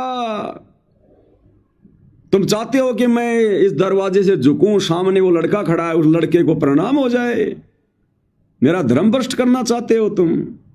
फिर परमात्मा नाराज हो गया और भगवान ने कहा, अरे गधे, अरे जिस मकसद के लिए तू दंडवत प्रणाम कर रहा था आधीनी के लिए, और वो ही तेरे अंदर नहीं आई, तो काहे का भगत है, चल गधा बन वापस जाके। उसकी 11 अरब बंदगियां, लाखों वर्ष की मेहनत परमात्मा ने 1 सेकंड में चीरा मार दिया कि चल तेरे जैसे गधे यहां लाख आते हैं। उसी समय वापस गधा बना के भेज दिया उसको। तो भाई और बहनों, ये सतलोक आश्रम मैनेजमेंट हरियाणा वाले उसी अजाजिल वाली गलती कर रहे हैं। ये आज भी अपनी गलती स्वीकार नहीं कर रहे जिसके ये दोषी हैं। आज भी केवल ये प्रशासन से माफी मांग रहे हैं उस याचिका के माध्यम से, और साथ में भगवान से भी माफी मंगवा रहे हैं। अरे अगर माफी मांगनी है तो अपने बाप से मांगो, सतगुरु रामपाल जी से मांगो। वो जज तुम्हें क्या दोष मुक्त करेगा? अरे वो जज तो तुम्हें मुकदमे से बरी कर सकता है, ज्यादा से ज्यादा उस मुकदमे से तुम्हें दोष मुक्त कर सकता है। इस भगवान के आगे नाक रगड़ो आश्रम वालों, अपनी गलतियों की 100 बार माफी मांगो, क्योंकि यह तो तुम स्वीकार कर ही चुके हो कि बरवाला कांड में हमसे गलती हुई है। याचिका लगा दी तुमने कि साहब हमें पछतावा है, हमसे गलती हुई है, आगे से हम कोर्ट की अवमानना नहीं करेंगे। तो गलतियां तो तुम स्वीकार अपनी कर ही चुके हो कि हमसे गलती हुई है, तो क्यों ना नालायक को अपने भगवान से माफी मांग लो। अरे जेल में जाके, तुम्हारी तो बहुत जान पहचान है भाई, जेल में तुम तो डायरेक्ट जाते हो अंदर सीधे। अरे पूरा का पूरा परिवार, गुरुदेव के बेटा बेटी भाई बंधु रिश्तेदार, ये कोऑर्डिनेटर, अरे जाके हिसार जेल में नाक रगड़ो उस भगवान के आगे। जब तक वो तुम्हें दोष मुक्त नहीं करेगा, या गधा कुत्ता सुअर बनने से नहीं छूट सकते तुम। जज तुम्हें क्या दोष मुक्त करेगा? सजा तो तुम काट ही चुके हो जेल में जा जाके, अब क्या दोष मुक्त होना? असली दोषी तुम भगवान के हो, सतगुरु रामपाल जी के उन भक्तों के दोषी हो तुम, जिन भक्तों की बरवाला कांड में मौतें हुई हैं। तो भगवान से माफी मांगो जाकर, तब तुम्हारा पीछा छूटेगा। लेकिन ये नहीं मांगेंगे भाई और बहनों, क्योंकि अहंकार में सड़ रहे हैं ये लोग। आज भी इनको यह लगता है कि गलती गुरुजी की है, बरवाला कांड में हमारी कोई गलती नहीं है। तो भाई और बहनों, आपकी आंखों के सामने देख लो क्या हो रहा है ये। अब सोचो, यदि हम सत्सेवक भाई बहन भी अगर गुरुदेव के सत मिशन सात संगति से जुड़कर इन लोगों से अलग ना होते, तो आज यही गलतियां हम कर रहे होते। और पूरी संगत दोषी बन रही है, पूरी संगत दोषी। कोई भी माई का लाल इनके कुकर्मों पर उंगली नहीं उठा रहा है, सच कहने को तैयार नहीं है। हाथों में चूड़ियां पहनकर बैठे अपने कोऑर्डिनेटरों के डर के मारे। सबके सब दोषी बन रहे हैं भगवान के। जिस प्रकार महाभारत के युद्ध में द्रौपदी को नंगा करने का प्रयास हो रहा था, सब चुपचाप बैठे थे, किसी ने हिम्मत नहीं करी। एक विदुर ने हिम्मत करी और वो विदुर दोष मुक्त हुआ। बाकी सबके महाभारत के युद्ध में बक्कल उतरे, सबकी दुर्गति हुई, जो वहां देख रहे थे खड़े खड़े, जानबूझ के सांची तजे हुए थे। तो केवल सत्सेवक भाई बहन है जो इन आश्रम वालों को इनकी गलतियों से रूबरू करवा रहे हैं, संगत को संगत तक सच्चाई पहुंचा रहे हैं, किसी न किसी माध्यम से, सात संगति के माध्यम से या वीडियो बना के, जैसे भी है। बाकी ये जितने भी आश्रम वाले हैं, जितने भी कोऑर्डिनेटर हैं, जितने भी ये संगत वाले हैं जो लड्डू जलेबी बर्फी के चक्करों में अपनी मौज मस्ती में घूम रहे हैं, सब दोषी हैं भगवान के। सबका बक्कल उतरेगा, सबका। ये जो बदनामी हुई है गुरुदेव भगवान की इन अखबारों के माध्यम से पूरे हरियाणा में, भाई बराबर के दोषी हो, बराबर के दोषी, सारे के सारे दोषी हो तुम बराबर के। ये जो बदनामी हो रही है देश दुनिया में गुरुदेव की, कि बाबा रामपाल ने अपनी गलती स्वीकार कर ली। अरे तुम भक्तों की हिम्मत कैसे पड़ गई ये याचिका लगाने की कि बाबा रामपाल बरवाला कांड में गलतियां करके फिर जेल में आया है। अरे नालायको, तुम्हें क्या संज्ञा दें तुम लोगों को? तुमसे तो जानवर भी अच्छे, जानवर भी। और तुम कहते हो हम भगत हैं, हम 20 साल से भक्ति कर रहे हैं, हमें सार नाम मिल गया। तुम्हें क्या कहें भाई और बहनों, शब्द नहीं है।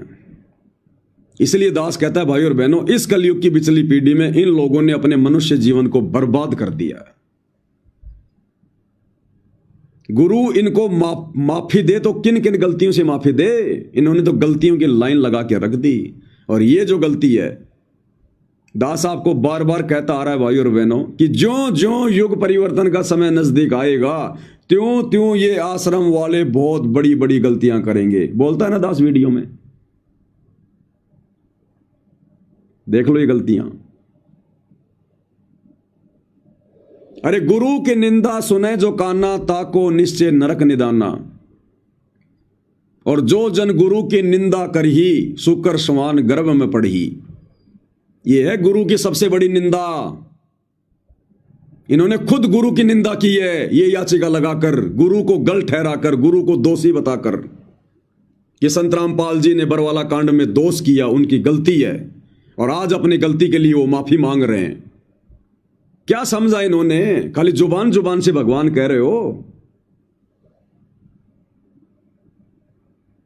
ये सबसे बड़े दोषी हैं गुरु निंदा के। कैसे पार होंगे ये? कैसे मोक्ष मिलेगा इनको?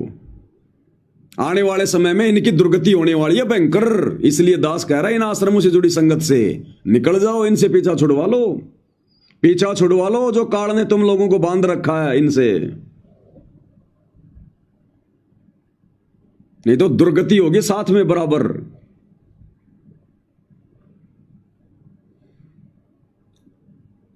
और अब क्या कर रहे हैं ये?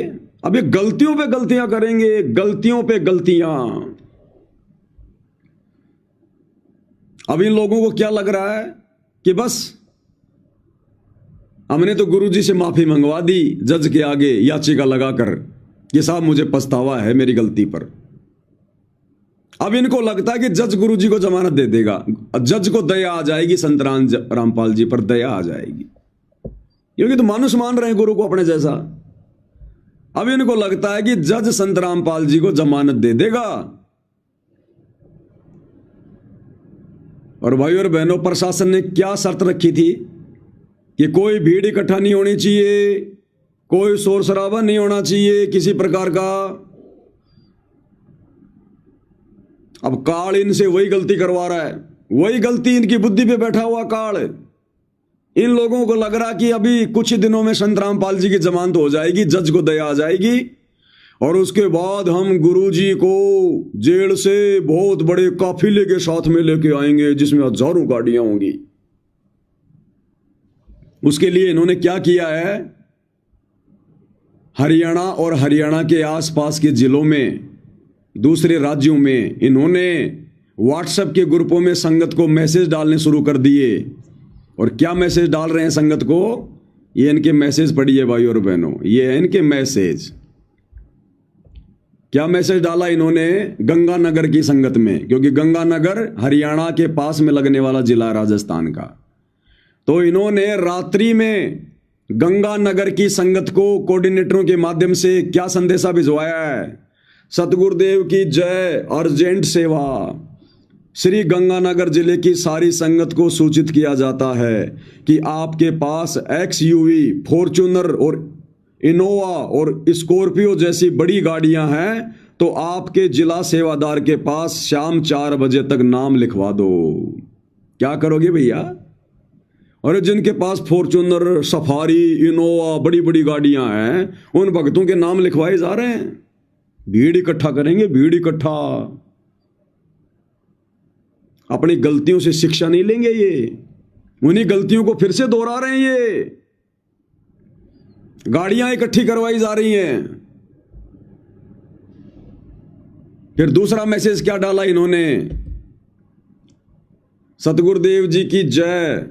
अपनी तहसील से लंबे चौड़े और सुडोल पहलवान सेवादार, सिर्फ भगत की उम्र 18 से 40 वर्ष, सुरक्षा गार्ड यानी कमांडो की सेवा है। जल्दी से जल्दी फार्म भरकर 3 बजे तक भेज दो। अरे बरवाला कांड में कमांडो बनाए थे, उनके लिए तो तुम माफी मांग रहे हो आज कि साहब हमसे गलती हो गई थी, कोर्ट की अवमानना करवा दी हमने कमांडो बना के। और फिर से ये लोग कमांडो बना रहे हैं भक्तों को। कह रहे जो लंबे चौड़े भगत हैं पहलवान टाइप के, कहते हैं वो सुरक्षा गार्ड के लिए। सुरक्षा गार्ड यानी कमांडो, फार्म भर दो। अरे किसका कमांडो बनाओगे? अरे संगत वालों, कम से कम तुम तो अपनी बुद्धि खोलो, या तुम्हारी बुद्धि भी जेरे कुएं में पड़ी हुई है। इन मैसेजों को समझकर अभी तुम्हारी बुद्धि नहीं खुल रही। अरे किसके बॉडीगार्ड बनोगे तुम? गुरुजी के बनोगे क्या? नालायकों, मर जाना उससे पहले तुम डूब के पानी में।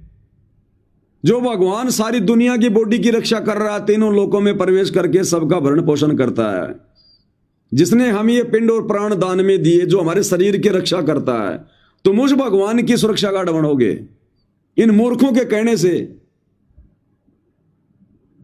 ये होती है देखा देखी भेड़ चाल। तो भगवान के कमांडो बनोगे क्या? भगवान के सुरक्षा गार्ड बनोगे क्या तुम? ओ लिया फिर तुम्हारा मोक्ष। क्या समझा फिर तुमने गुरु को? जो गुरु पूरी दुनिया के शरीरों की सुरक्षा करता है, जो पूरी दुनिया का बॉडीगार्ड है, तुम उसके बॉडीगार्ड बनोगे? अगर एक कदम भी उठा दिया, अगर फार्म भी भर दिया, ये परीक्षा है उन भक्तों की। अगर ये सुरक्षा गार्ड का फार्म भी भर दिया किसी भगत ने, अरे भक्ति मार्ग में क्या जरूरत है हमें? भक्तों का सुरक्षा गार्ड भगवान होता है, गुरु होता है। हम क्यों ठेकेदारी लें किसी के सुरक्षा गार्ड बनने की? और अगर तुम भगवान के सुरक्षा गार्ड बनने की सोच रहे हो तो फिर मरो।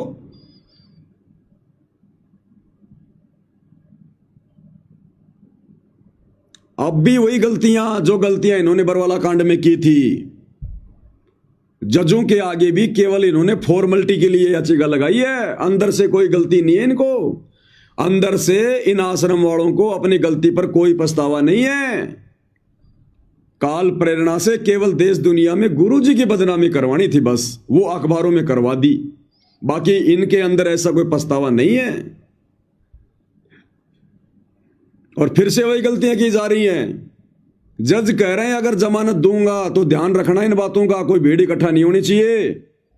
और इन्होंने तो कमांडो बनाने शुरू कर दिए, भक्तों से गाड़ियां मंगवानी शुरू कर दी बड़ी बड़ी।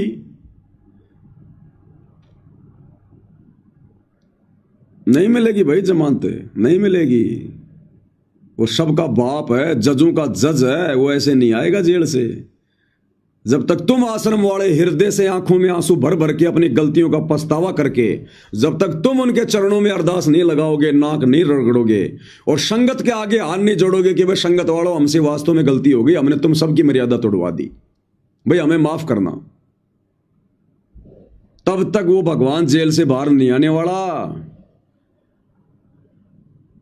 तुम भगवान के घुटने टिकवा रहे हो जज के आगे। जब तक तुम लोग घुटने नहीं टेकोगे भगवान के आगे, तब तक ये भगवान जेल से बाहर नहीं आने वाला।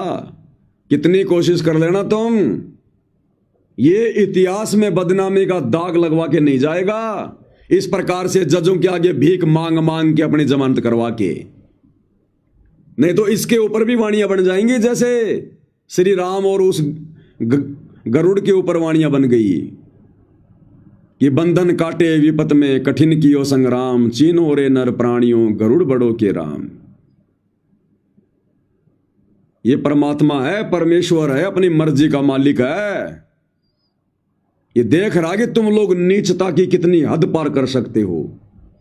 काल प्रेरणा से गुरु को किस हद तक तुम नीचे गिरा सकते हो, मानुष मान सकते हो। तो विचार करो सत्सेवक भाई बहनों, और गुण गाओ अपने गुरुदेव भगवान के नाक रगड़ रगड़ के दरबार साहिब में। अगर तुम्हारे को सात संगतियां नहीं मिलती, ये बातें सुनने और समझने को नहीं मिलती, तो आज तुम भी उन आश्रमों में होते, वहीं धक्के खा रहे होते। और आश्रमों से जुड़ने का मतलब है आश्रम वालों की प्रत्येक बात को मानना, फॉलो करना। और वो लोग जो जो कार्य करेंगे उस कार्य में तुम लोग भी बराबर के दोषी बनते, बराबर के दोषी।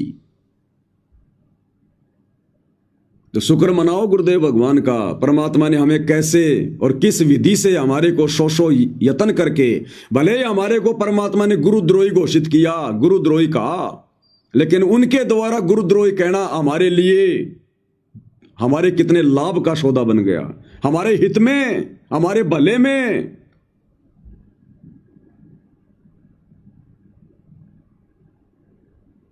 बाकी देख लो ये ड्रामे आप लोगों के सामने हो रहे हैं। इन्होंने भगवान को दोषी बना दिया, भगवान को। जबकि बरवाला कांड के समय परमात्मा के ये स्टेटमेंट देखो, बाबा ने कहा मैं तो बीमार था, अनुयायियों ने ही सब कुछ किया।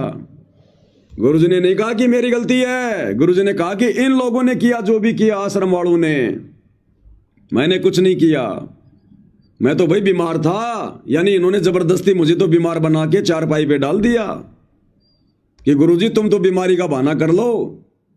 अब गुरु क्या करे भैया, परीक्षा थी। ठीक है भैया, जब तुम मेरे गुरु बन गए, जब तुम मुझे जबरदस्ती बीमार कर रहे हो, मुझे सलाह दे रहे हो कि प्रशासन से बचने के लिए, कोर्ट में ना जाने के लिए, कोर्ट में पेश ना हो, इसलिए गुरुजी आपने क्या क्या करना पड़ेगा, जैसा हम कहें वैसा करो। जबरदस्ती गुरु को हार्ट का पेशेंट बना दिया, बीमार बना दिया कि संत रामपाल जी के तो चलने की भी हिम्मत नहीं है। तो गुरु ने कहा ठीक है भैया, जब तुम्हें ठेकेदार बन रहे तो तुम ही करो सारा सब कुछ। तो उस आधार से गुरु ने कहा, बाबा ने कहा मैं तो बीमार था, अनुयायियों ने सब कुछ किया। ये जो बरवाला कांड में जो भी कुछ हो रहा है, कोर्ट की अवमानना हो रही है या लड़ाई झगड़े हो रहे हैं, तो गुरुदेव ने कहा कि इन भक्तों ने किया, भाई मैं तो बीमार था, मुझे तो कुछ नहीं पता। और उधर से जब वो डंडे पड़ने लगे पुलिस वालों के, तो जितने भी ये सहयोगी थे जो पकड़े गए थे, ये इन्होंने क्या कहा, सहयोगियों ने कहा झूठ बोल रहा रामपाल, कि बाबा तो झूठ बोल रहा है, हमें तो जो भी कुछ करने को कहा था बाबा ने कहा था, कमांडो बनाने को, पुलिस को मारने का, पीटने का, कोर्ट की अवमानना करने का, हमें तो बाबा रामपाल ने कहा था। इन्होंने अपने गुरु पे ठीकरा फोड़ दिया।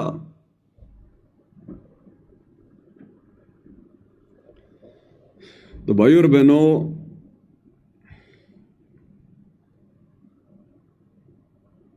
काल भयंकर तरीके से इनके सिर पर बैठा, भयंकर तरीके से कुंडली मार के अजगर की तरह जकड़ में ले चुका काल इन आश्रम वालों को।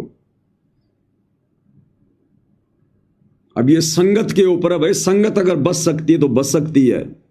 जैसे परमात्मा कहते हैं ना, जो मादा सर्प होती है वो जब अंडे देती है, अंडों से जब वो बच्चे फोड़ती है, तो अंडों के चारों तरफ वो कुंडली मार के बैठ जाती है, कुंडली मार के, और वो अपने बच्चों को खाती है। वो खुद अंडे से निकाल निकाल के, फोड़ फोड़ के वो अपने बच्चों को खाती है। और गुरुदेव कहते हैं जो बच्चा हिम्मत करके उस कुंडली से बाहर निकल जाता है वो तो बच जाता है, नहीं तो सबको खाती है वो नागिन। तो ये सतलोक आश्रम वाले नागिन है, नागिन है।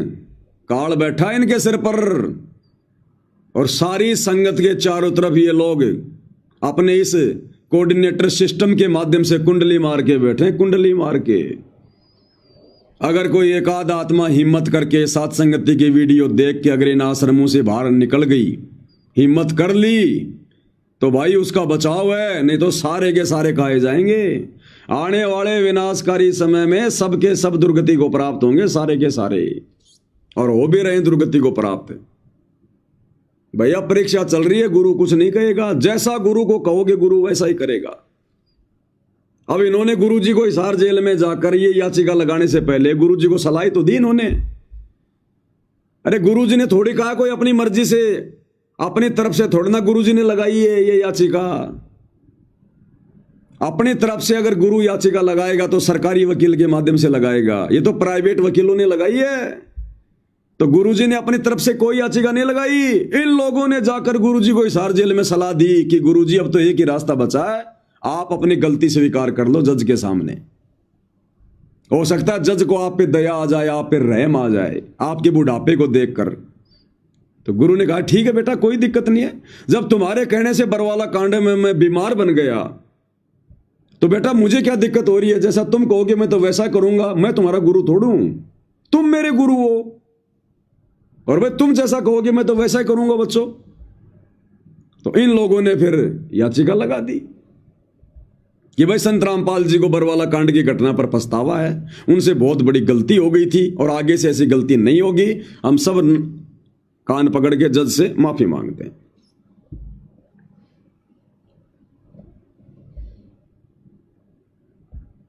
ये ड्रामा है। गुरु ने माफी नहीं मांगी। गुरु क्यों माफी मांगेगा भाई? ये परमात्मा है, कोई गलती करेगा क्या? इतिहास बन रहा है भाई और बहनों। ये इतिहास इन आश्रम वालों के मुंह पे थूकेगा आने वाले समय में। बच्चा बच्चा इनके मुंह पे थूकेगा। इन्होंने पूरी तो संगत को काल की गोद में बैठा दिया मर्यादा तोड़वा के, और ऊपर से इन्होंने गुरु को ढंग से मानुष मनवा दिया संगत से। अरे इससे बड़ी बदनामी संत रामपाल जी की दुनिया में दूसरी नहीं हो सकती कि अंत में 10 साल की सजा भोगने के बाद भी संत रामपाल जी को जज के आगे घुटने टेकने पड़ गए इस याचिका के द्वारा। बरवाला कांड का पूरा दोष संत रामपाल जी ने अपने ऊपर लेना पड़ गया अपने नालायक भक्तों के कारण। कहते हैं जो मैं पूत कपूत हूं बहुर पिता को लाज। अंत में बाप को ही नीचा देखना पड़ता है। शर्मिंदा बाप ही होता है अंत में। बेटा तो गांव में कांड करके भाग जाता है, अंत में बाप के सर पे जूते पड़ते हैं। भाई और बहनों, ये तो लाख जन्मों में भी मोक्ष प्राप्त नहीं करने वाले आश्रम वाले, लाख जन्मों में भी। अब ऐसे काल प्रेरित लोगों की कुसंगति करके ये संगत क्या उम्मीद कर रही है? निकल जाओ इस काल की कुंडली से बाहर, बच जाओगे, नहीं तो दुर्गति होगी तुम्हारी, दुर्गति। बाद में समझदार बनने से कोई फायदा नहीं है। संत रामपाल जी को सारा जेल में खून के आंसू रुलाए जा रहे हैं, खून के आंसू। उनको मानुष मानकर जो व्यवहार किया जा रहा है उनके साथ में, ये तुम्हारी आंखों के सामने भाई और बहनों। हाथ कंगन को आरसी क्या, पढ़े लिखे को फारसी क्या। और हमें यह भी पता है कि आश्रम वाले नहीं मानने वाले। भैंस के आगे बीन बजाने से कोई फायदा नहीं है, कोई फायदा नहीं है। और दास तो अब इनके कुकर्मों पर ज्यादा बोलना भी नहीं चाहता। हम तो अपने सदगुरु की महिमा अपनी भक्ति करेंगे, हमारे को तो उससे टाइम नहीं है। लेकिन इस प्रकार की जो ये हृदय विदारक जो घटनाएं सामने आती हैं तो रुका नहीं जाता भाई और बहनों।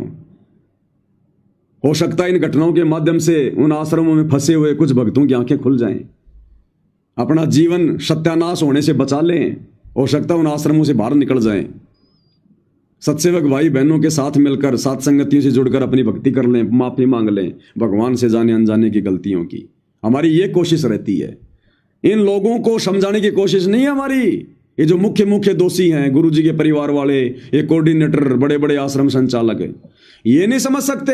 ये तो स्पेशल काल के द्वारा भेजे गए हैं, स्पेशल काल के द्वारा नियुक्त हैं ये। तो ये नहीं समझने वाले किसी भी हालत में।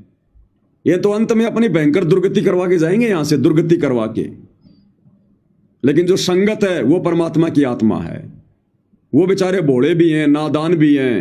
हो सकता है उनको ये बात समझ में आ जाए किसी को कि हम किन निकम्मों के पीछे यहां पर आश्रमों में आ रहे हैं। हो सकता है वो बेचारे संभल जाएं, सुधर जाएं। बाकी इससे बड़ा तमाचा सतगुरु रामपाल जी के मुंह पर जो उनके खुद के भक्तों ने मारा, उनके परिवार ने मारा है, इससे बड़ा तमाचा नहीं हो सकता कोई और।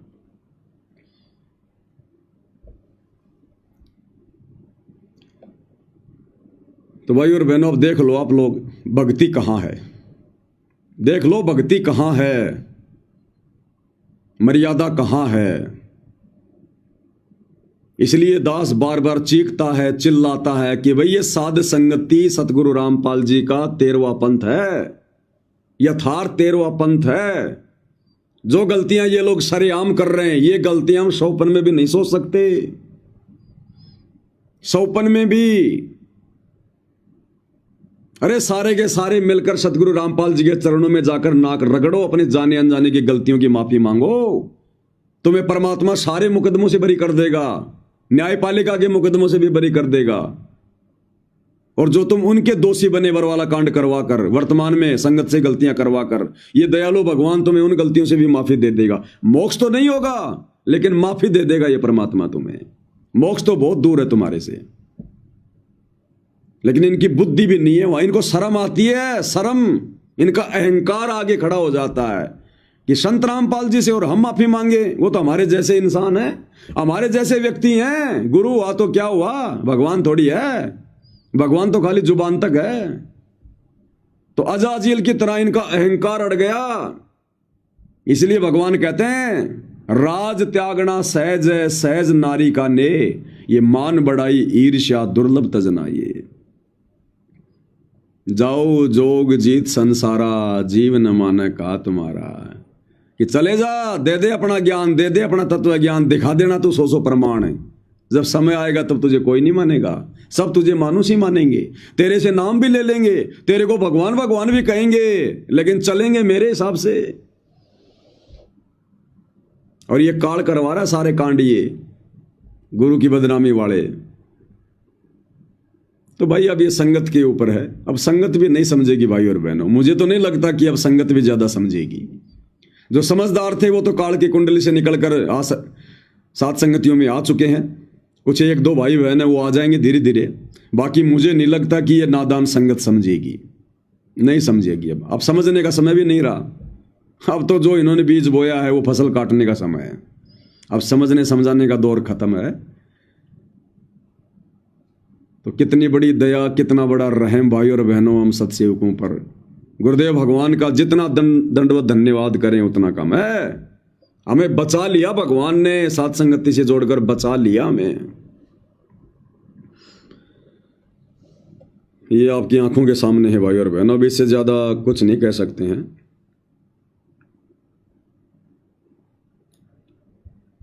बस ये छोटी सी सूचना थी भाई और बहनों, आप लोगों को देना थी, क्योंकि परमात्मा ने दास की यही सेवा लगा रखी है ताकि भाई बहन कोई भी ऐसी नई नई घटना हो उनसे अपडेट रहें। तो कम से कम जागरूक रहेंगे, सावधान रहेंगे, गलतियां करने से बचेंगे। नहीं तो तुम्हें कौन बताने वाला ये बातें। इन आश्रम वालों ने तो न्यूज चैनल भी खोल रखा है, 100 न्यूज चैनल। अरे दिखाओ ना भी खबरें, बताओ संगत को सच्चाई कि हमने गुरु के घुटने टिकवा दिए जजों के आगे। दिखाओ सच्चाई। क्यों नहीं बनाते वीडियो इनके ऊपर।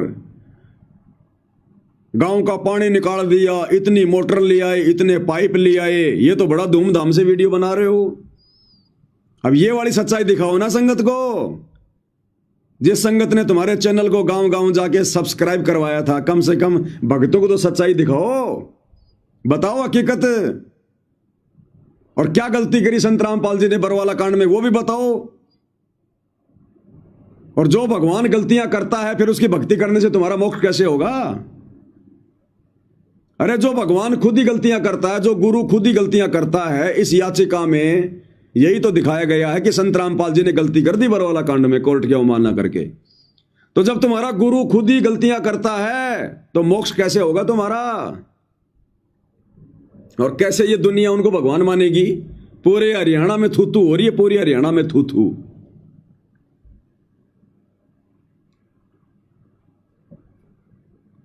इसलिए दास कह रहा है कि जितने भी गांव वाले हैं जिनका ये खेतों का पानी निकाल रहे हैं, जिनके मकान बना रहे हैं, अपने स्वार्थ के लिए उनको भगवान भगवान कह रहे हैं। उनके अंदर तो यही है कि बढ़िया है, बहुत अच्छा है, बाबा रामपाल के भक्तों को मूर्ख बनाओ और अपना काम निकालो। उनका स्वार्थ बोल रहा है कि ये भगवान है, भगवान है। और वही लोग जब इस प्रकार की अखबार की कटिंग पढ़ेंगे वो भगवान मानेंगे। धिक्कार है उन भक्तों की माताओं को जिन्होंने उन भक्तों को जन्म दिया। भगवान मिलने के बाद जिन्होंने अपना मनुष्य जन्म बर्बाद कर लिया, जिन्होंने ये कुकृत्य किया है, गुरु को मानुष मानने वाला, गुरु से माफी मंगवाने वाला। इससे ज्यादा कुछ नहीं कह सकते भाई और बहनों। भैंस के आगे बीन बजाने से कोई फायदा नहीं है। बस हम सत्सेवक जानकारी से अपडेट रहें, इसलिए परमात्मा ने प्रेरणा की, मैंने वीडियो बना दिया। नहीं, मैं तो इन लोगों की शक्ल भी देखना पसंद नहीं करता। इन आश्रम वालों की शक्ल भी देखना, इनके बोल वचन भी ऐसे लगते हैं जैसे जहर हो, जहर। गधे की आवाज भी हमें अच्छी लगेगी, इन आश्रम वालों की आवाज हमें अच्छी नहीं लगती। आजकल तो मैंने इनके वीडियो देखने बंद कर दिए, भगत जो मुझे भेजते हैं, मैं खोलता ही नहीं, अंदर से प्रेरणा नहीं होती। गधे की आवाज सुन लो, कोई दिक्कत नहीं, इन आश्रम वालों की आवाज सुनोगे तो भी हमारी भक्ति का नाश होगा, भक्ति का नाश। इतने ज्यादा ये गुरु के दोषी बन चुके हैं, पाप में गल रहे हैं ये लोग।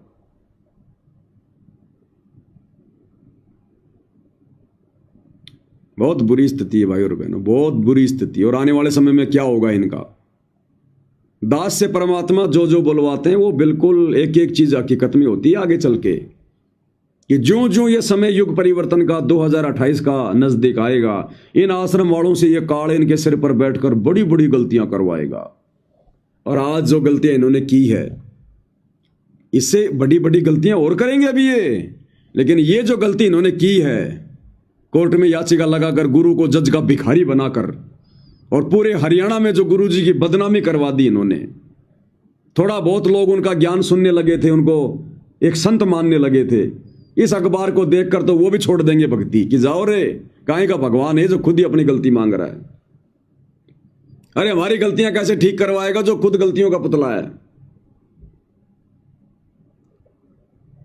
बहुत बुरी हालत है। काल ने पूरी तरह से कुंडली मार के जकड़ रखा है, पूरी तरह से। दुर्गति, अंत में दुर्गति भक्ति विधान अनुसार। तो भाई और बहनों, आज के वीडियो में केवल इतना ही। बंदी छोड़ सतगुरु रामपाल जी परमेश्वर जी की जय हो।